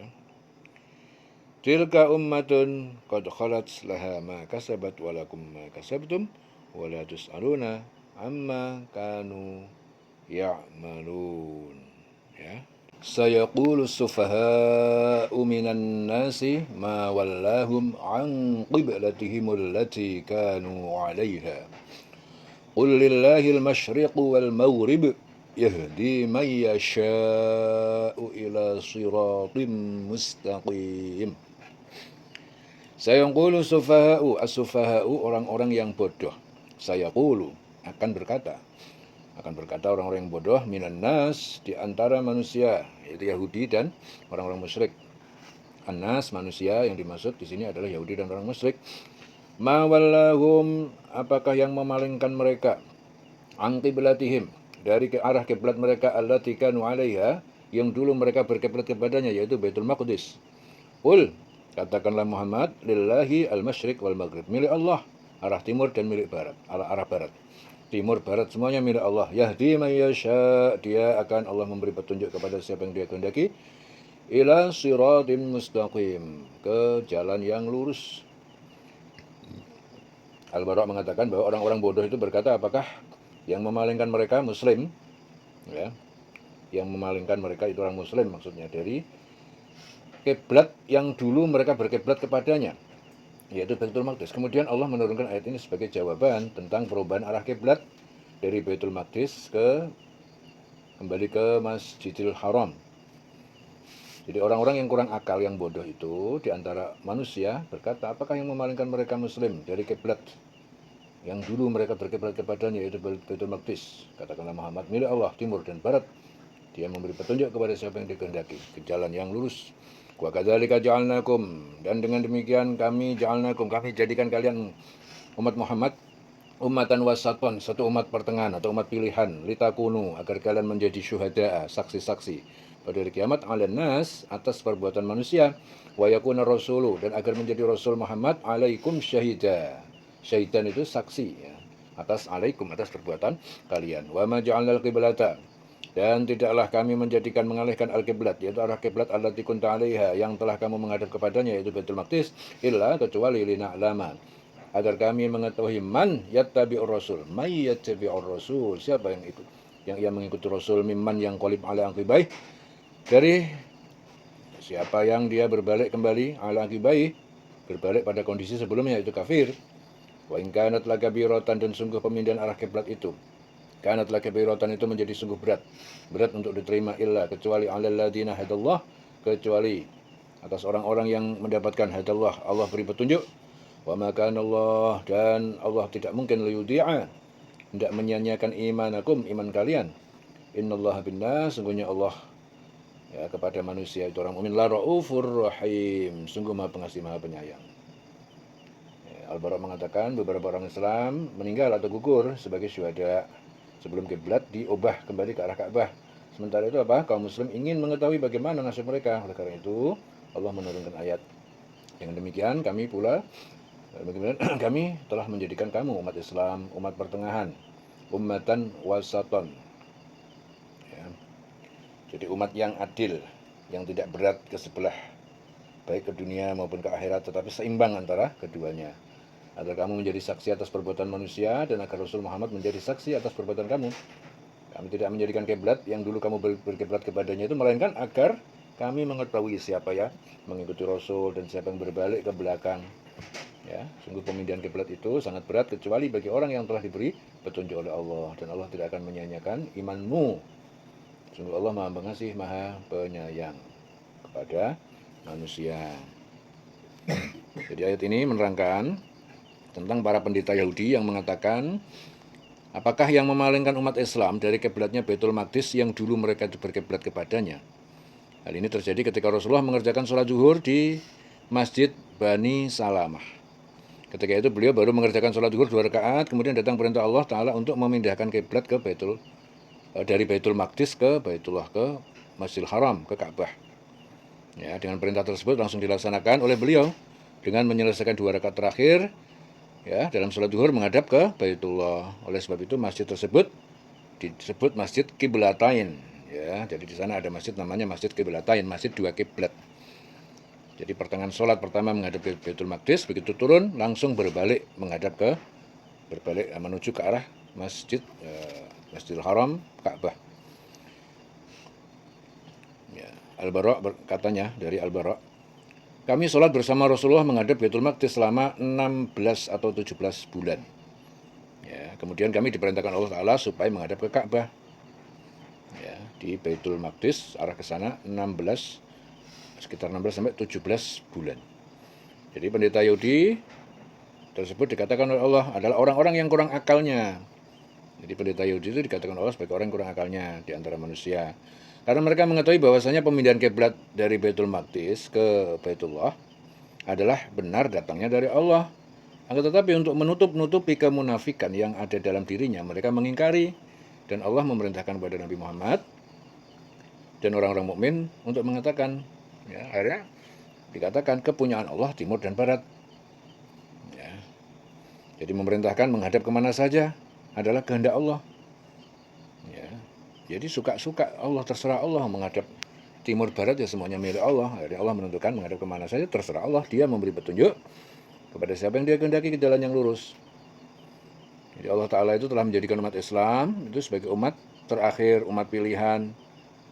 Yaitu Allah menjadikan umat Islam umat yang adil dan pilihan, agar orang-orang yang beriman menjadi saksi atas perbuatan manusia di hari kiamat kelak, agar Rasulullah menjadi saksi atas perbuatan orang-orang yang beriman.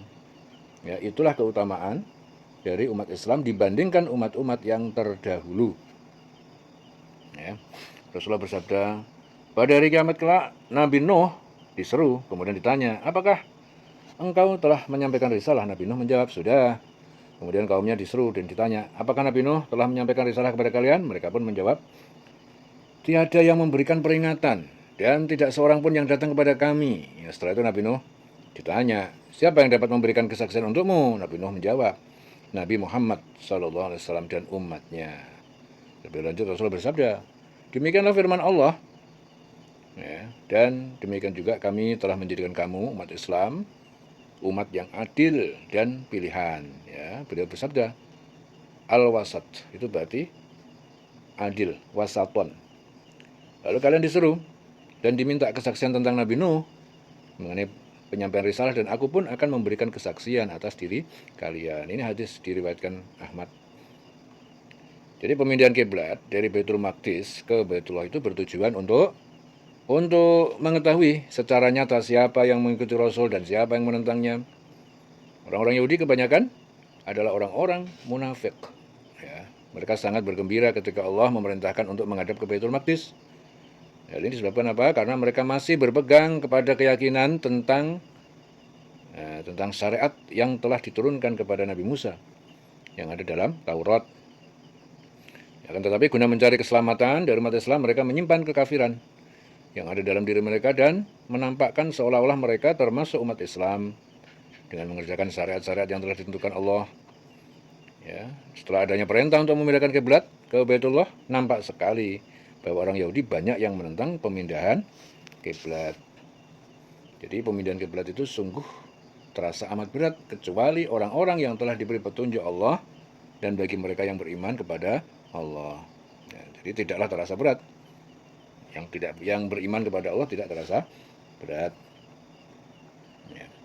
Karena mereka yakin akan janji Allah bahwasanya Allah Ta'ala tidak menyia-nyiakan iman seseorang, dan Allah akan menganugerahkan kepada orang-orang yang beriman kebahagiaan di dunia dan di akhirat. Karena sesungguhnya Allah Maha Pengasih lagi Maha Penyayang. Innallaha bin nasi la raufur rahim. Wa nara taqalluba, sungguh kami melihat taqalluba, bolak-balik wajhika, wajahmu kamu Muhammad, fis sama, ke arah langit. Falanuwalliyannaka, maka kami pindahkan arah kiblatmu kiblatan. Falanuwalliyannaka kiblatan, ke arah kiblat tardaha, yang kamu sukai, yaitu Ka'bah. Fawalli, maka hadapkan wajhaka, wajahmu dalam sholat, syatrul masjidil haram, ke arah masjid haram, yaitu Ka'bah. Wa haitsuma kuntum, dan di mana saja kalian berada, fawallu, maka kalian hadapkan wujuhakum, muka wajah kalian ketika sholat, syatrahu, ke arahnya, yaitu Masjidil Haram. Wa innal ladzina utul kitab, dan sungguh orang-orang yang mereka diberi kitab Taurat dan Injil, la ya'lamun, sungguh mereka itu mengetahui, annahul haqqu, bahwasanya pemindahan kiblat itu adalah benar, min rabbihim, dari Tuhan mereka. Wa mallahu bighafilin amma ya'malun, dan Allah tidaklah lalai lengah amma ya'malun, dari apa yang mereka kerjakan. Jadi Al-Bara juga berkata, Rasulullah sholat menghadap ke Baitul Maqdis selama 16 atau 17 bulan. Jadi saat sholat beliau sering memandang ke langit, menanti perintah Allah, kemudian Allah menurunkan ayat. Ya, kami melihat wajahmu Muhammad, ya, sering menengadah ke langit, maka akan kami palingkan engkau ke kiblat yang engkau senangi. Ya, maka hadapkanlah wajahmu ke arah Masjidil Haram, dan di mana saja engkau berada, hadapkanlah wajahmu ke arah itu. Dan sesungguhnya orang-orang yang diberi kitab Taurat dan Injil tahu bahwa pemindahan kiblat itu adalah benar ya dari Tuhan mereka, dari Allah, dan Allah tidak lengah terhadap apa yang mereka kerjakan. Ya. Jadi ayat ini menerangkan tentang keinginan Nabi Muhammad agar kiranya Allah itu berkenan untuk memindahkan kiblat dari Baitul Maqdis ke Masjidil Haram yang disukai Rasulullah. Ya, beliau selalu menengadahkan mukanya ke langit, ya sangat mengharapkan agar kiranya Allah Ta'ala mengijabah doa beliau. Maka setelah beberapa lama Rasulullah beserta orang beriman mendirikan sholat menghadap ke arah Baitul Maqdis, turun perintah. Ya, Allah dengan firman Allah itu, sungguh kami sering melihat mukamu menengadah ke langit. Maka sungguh kami akan memerintahkan kepadamu untuk memalingkan kiblatmu ke arah Masjidil Haram, yaitu kiblat yang kamu sukai. Di mana saja kamu berada, palingkanlah mukamu ke arahnya. Ya, dari Abu Hurairah berkata Rasul, antara timur dan barat itu terdapat kiblat. Ya, ini hadis Rasulullah bersabda, antara timur dan barat itu juga terdapat kiblat. Hadis riwayat Tirmidzi. Akan tapi orang Yahudi dan Nasrani yang telah diberi kitab Taurat dan Injil, mereka menolak untuk memindahkan kiblat dari Baitul Maqdis ke Baitullah, padahal mereka mengetahui bahwasanya menghadapkan wajah ke Masjidil Haram adalah benar-benar perintah dari Allah. Karena mereka itu ingin menutup-nutupi kekafiran mereka dari umat Islam. Ya, hal ini disebabkan karena apa? Mereka selalu memperturutkan hawa nafsunya sehingga mereka ingkari kebenaran yang datang kepada mereka. Jadi mereka merasa seolah-olah dapat menipu Rasul dan orang beriman, akan tetapi mereka sedikit pun tidak dapat menipu Allah. Karena sesungguhnya Allah sekali-kali tidak akan lengah terhadap apa yang mereka kerjakan. Dan mereka akan mendapatkan kesengsaraan di dunia dan di akhirat. Mereka akan mendapatkan siksa. Di akhirat mereka akan mendapatkan siksa yang sangat pedih. Wa mallahu bighafilin amma ya'malun.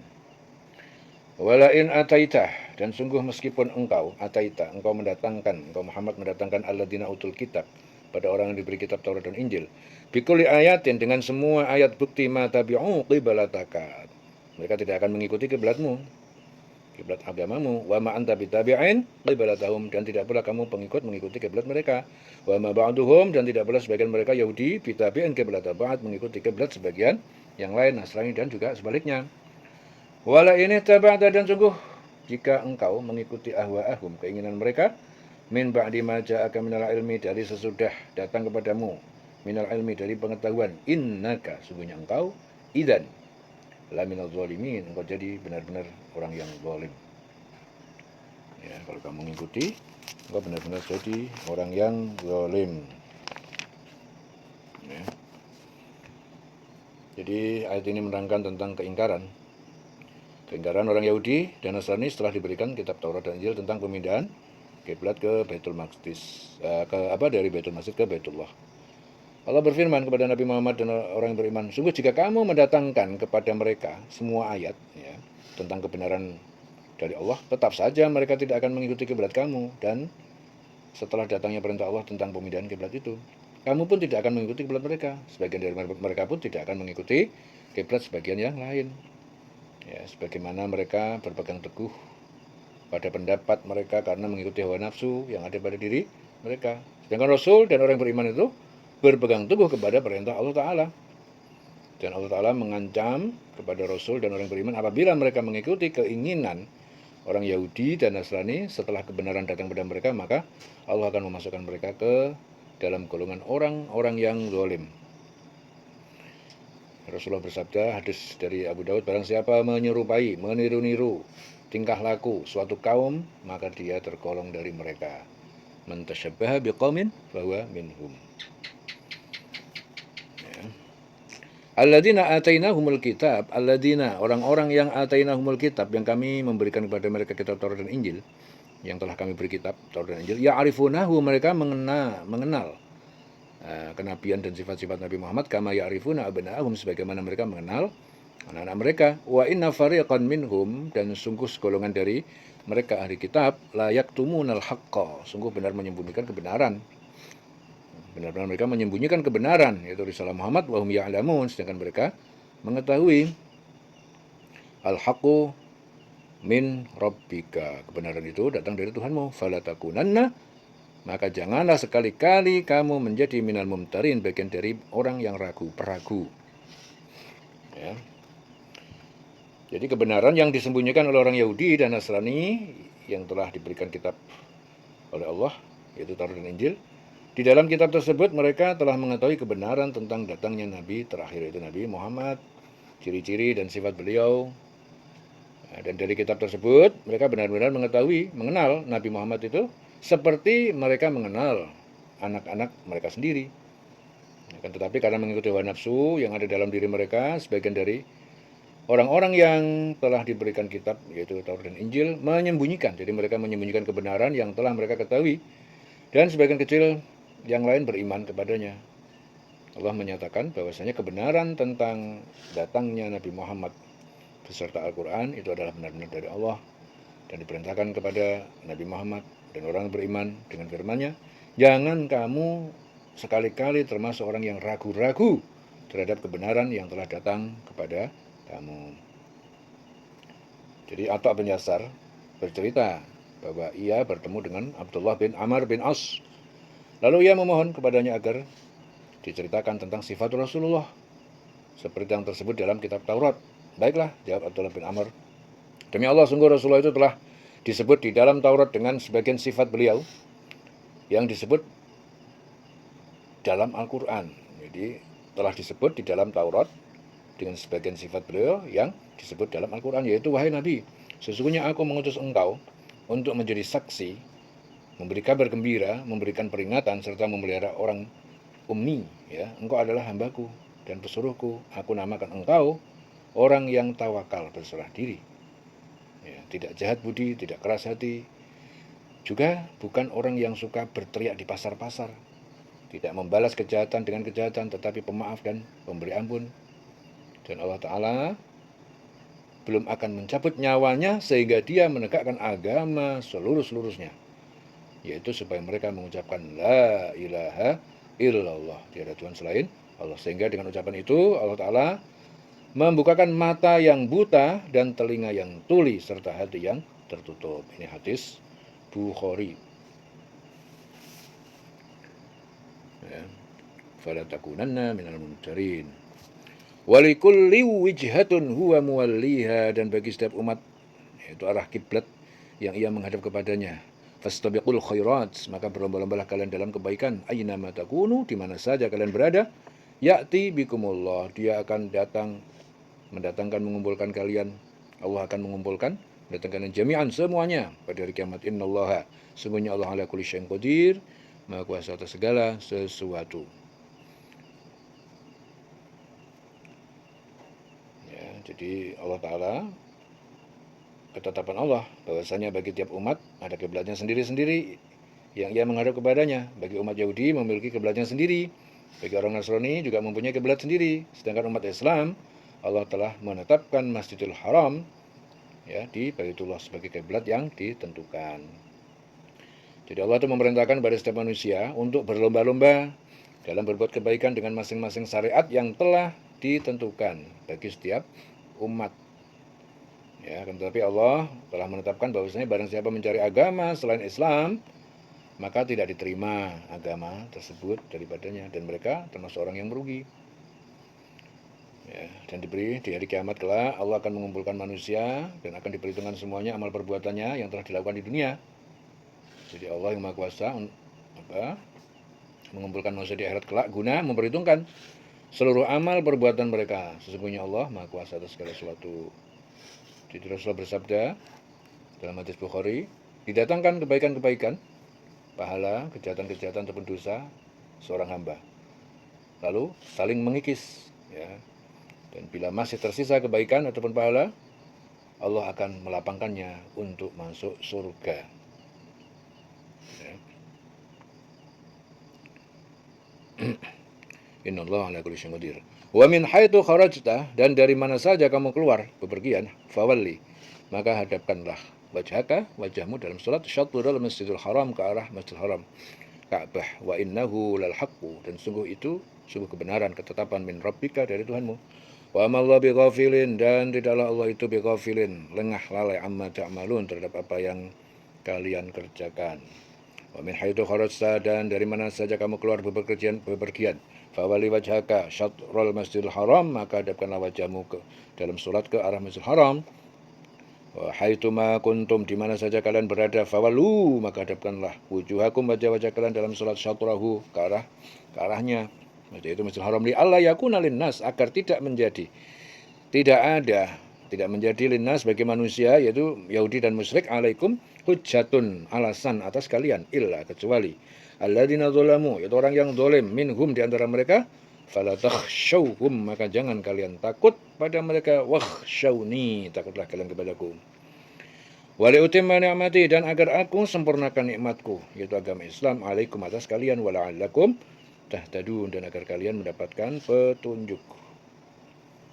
Tidak Sudi berkata, ketika Rasulullah itu diperintahkan memindahkan arah kiblat dari Baitul Maqdis ke Ka'bah, orang musyrik Mekah itu berkata, Muhammad bingung ya, dengan agamanya. Sekarang ia menghadap ke arah kiblat yang sama dengan kalian. Ia sadar bahwa kalian lebih benar. Ia bingung dan ingin masuk agama kalian. Oleh sebab itu Allah menurunkan ayat. Ya, ayat ini diturunkan. Jadi menerangkan masalah kiblat umat Islam. Jadi dimanapun kita bisa mengingat Allah.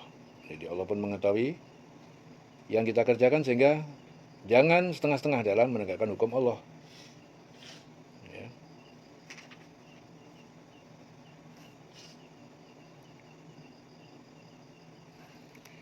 Dan dari manapun engkau Muhammad keluar, maka hadapkanlah wajahmu ke arah Masjidil Haram. Di mana saja kamu berada, maka hadapkanlah wajahmu ke arah itu, agar tidak ada alasan bagi manusia untuk menentangmu, kecuali orang yang zalim di antara mereka. Ya. Jangan kamu takut kepada mereka, tetapi takutlah kepadaku, agar aku sempurnakan nikmatku kepada kamu, kepada engkau Muhammad, dan agar kamu mendapatkan petunjuk. Ya, Rasulullah bersabda, barang siapa mencari keridhaan manusia dengan apa yang memurkakan Allah, maka orang-orang yang tadinya memuji akan berubah mencelanya.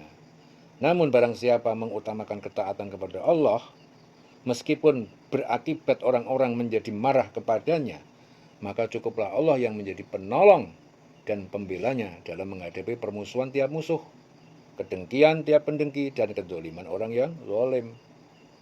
Ya. Jadi siapa yang mencari keridhaan manusia dengan apa yang membuat Allah murka, maka orang-orang yang tadinya memuji akan berubah mencelanya. Namun siapa yang mengutamakan taat kepada Allah meskipun berakibat orang-orang menjadi marah kepadanya, maka cukuplah Allah yang menjadi penolong dan pembelanya dalam menghadapi permusuhan tiap musuh, kedengkian bagi tiap pendengki, kedengkiannya tiap pendengki, dan kezaliman orang-orang yang zalim. Ya. Rasulullah juga bersabda, barang siapa takut kepada Allah, maka Allah menjadikan segala sesuatu takut kepadanya. Barang siapa takut kepada Allah, maka Allah menjadikan takut kepada segala sesuatu. Jadi menjadikannya takut kepada segala sesuatu. Orang kalau segan dengan Allah, maka semua makhluk ditundukkan, ya, ditundukkan untuk orang itu. Ya. Dan siapa takut kepada Allah, maka Allah menjadikan segala sesuatu takut kepadanya. Barang siapa yang tidak takut kepada Allah, maka Allah menjadikannya takut kepada segala sesuatu. Ya. Ini hadis Rasul diriwayatkan oleh Al-Baihaqi. Ya. Diulang lagi, barang siapa yang takut kepada Allah, maka Allah menjadikan segala sesuatu takut kepadanya. Jadi kalau orang segan dengan Allah, semua makhluk ditundukkan, dibikin segan sama dia, kepada dia. Tapi barang siapa yang tidak takut kepada Allah, maka Allah akan menjadikan dia itu takut kepada segala sesuatu. Ya. Hadis diriwayatkan Al-Baihaqi. Ya. Fala takhshawhum wakhshawni wa utimma ni'mati 'alaikum la'allakum tahtadun. Kama arsalna fikum, sebagaimana kami telah mengutus kepada kalian rasulan, seorang rasul itu Muhammad minkum, dari golongan kalian. Yatlu 'alaikum, dia membacakan kepada kalian ayatina, ayat-ayat kami, itu Al-Qur'an, wa yuzakkikum, dan dia menyucikan kalian dari dosa dan maksiat, wa yu'allimukumul kitab, dia mengajarkan kalian kitab, yaitu Al-Qur'an, wal hikmata, hikmah yaitu sunnah, wa yu'allimukum, dan dia mengajarkan kalian malam takunu ta'lamun, apa yang kalian dulu belum mengetahui. Ya. Fazkuruni, maka ingatlah kalian kepadaku dengan ibadah. Jadi cara ingat Allah itu dengan ibadah. Azkurkum, aku akan mengingat kalian. Washkuru li, bersyukurlah kalian. Syukur ya. Syukur kepadaku. Itu artinya apa? Dengan ketaatan. Jadi bersyukur bukan sekedar mengucapkan alhamdulillah, tapi juga taat. Taat itu adalah bukti dia bersyukur. Wala takfurun, dan janganlah kalian mengingkari ataupun berbuat maksiat. Ya. Maka ingatlah kepadaku, aku pun akan ingat kepada kamu. Ya. Jadi cara Allah mengingat kepada kamu bagaimana aku limpahkan rahmat dan ampunan kepada kamu. Ya. Jadi aku pun ingat kepadamu. Berarti Allah melimpahkan rahmat dan ampunan kepada kamu. Maka ingatlah kepadaku, aku pun akan ingat kepadamu. Bersyukurlah kepadaku, janganlah kamu ingkar kepadaku. Janganlah kamu ingkar kepadaku. Waskuruli wala takfurun. Ya, jadi Allah Ta'ala mengingatkan kepada orang-orang beriman akan nikmat-nikmat yang telah Dia berikan kepada mereka dengan diutusnya seorang Rasul yang membacakan ayat-ayat Allah kepada mereka, mensucikan mereka, mengajarkan kepada mereka Alkitab, hikmah, dan mengajarkan kepada mereka apa yang belum mereka ketahui. Rasulullah diutus oleh Allah kepada manusia untuk mengajarkan kepada mereka akhlak yang mulia, mensucikan hati mereka dari kekotoran jiwa yang mereka lakukan pada zaman jahiliyah. Rasulullah juga mengajarkan ya kepada mereka Alkitab, hikmah, guna beriman kepada Allah dan hari akhir. Karena pada waktu itu manusia tidak pernah berpikir akan ada lagi kehidupan setelah mati. Ya, berkat risalah yang dibawa Nabi Muhammad Rasulullah SAW, mereka dapat selamat dalam kehidupan dunia. Yang lebih penting lagi, mereka selamat dari azab siksa mereka dan memperoleh surga yang penuh kenikmatan. Jadi Allah itu memerintahkan kepada orang beriman agar mereka selalu ingat kepada Allah, bersyukur kepadanya dengan cara selalu bertakwa kepadanya, mengikuti segala sesuatu yang mereka terima. Ya, segala sesuatu adalah itu semua semata-mata karena pemberian Allah. Apa yang mereka terima semata-mata pemberian Allah. Berusaha untuk menggunakan nikmat ya, sesuai dengan apa yang disyariatkan, serta ridho terhadap pemberiannya kepada kita. Jangan sekali-kali mengingkari nikmat Allah dengan tidak mengakui bahwasanya apa yang dapat kita raih adalah karena pemberian Allah, bukan atas kemampuan kita. Ya, jadi jangan pernah merasa kita ini bisa, kita ini mampu berbuat. Semuanya itu pemberian Allah. Nah, aku punya uang banyak kan karena kerja. Nah, itu keliru. Nah, kamu bisa kerja, dari mana kamu bisa kerja? Tenagamu dari mana? Bisa jalan ke tempat kerja, jalan kaki pakai apa? Tenaga. Ya, semua kamu bisa melakukan itu karena Allah yang memberi kekuatan sehingga kamu bisa mendapatkan sesuatu yang kamu katakan tadi kamu bisa mendapat. Itu intinya semuanya dari Allah. Kalau tidak ada campur tangan, tidak ada dari Allah, tidak ada keterlibatan Allah atas diri makhluk, tidak mungkin makhluk itu bisa melakukan sesuatu. Jadi jangan sekali-kali kita mengingkari nikmat Allah dengan tidak mengakui bahwasanya apa yang kita dapat, yang kita raih adalah karena pemberian Allah Ta'ala, bukan atas kemampuan diri kita sendiri. Ya, jelas ya. Rasulullah bersabda, Allah berfirman, hai anak Adam, jika kamu mengingatku dalam dirimu, niscaya aku akan mengingatmu dalam diriku. Jika kamu mengingatku di tengah kumpulan manusia, niscaya aku akan mengingatmu di tengah kumpulan para malaikat, atau di tengah kumpulan yang lebih baik daripadanya. Jika kamu mendekat kepadaku satu jengkal, niscaya aku akan mendekat kepada kamu satu hasta. Jika kamu mendekat kepadaku satu hasta, aku akan mendekat kepadamu satu depa. Jika kamu mendatangiku dengan berjalan kaki, niscaya aku akan mendatangi kamu dengan berlari. Ya, jadi ini hadis yang diriwayatkan Imam Ahmad dari Anas bin Malik. Dari Anas bin Malik. Fadhkuruni azkurkum washkuruli wala takfurun. Ya ayyuhalladzina amanu. Wahai orang yang beriman, ista'inu.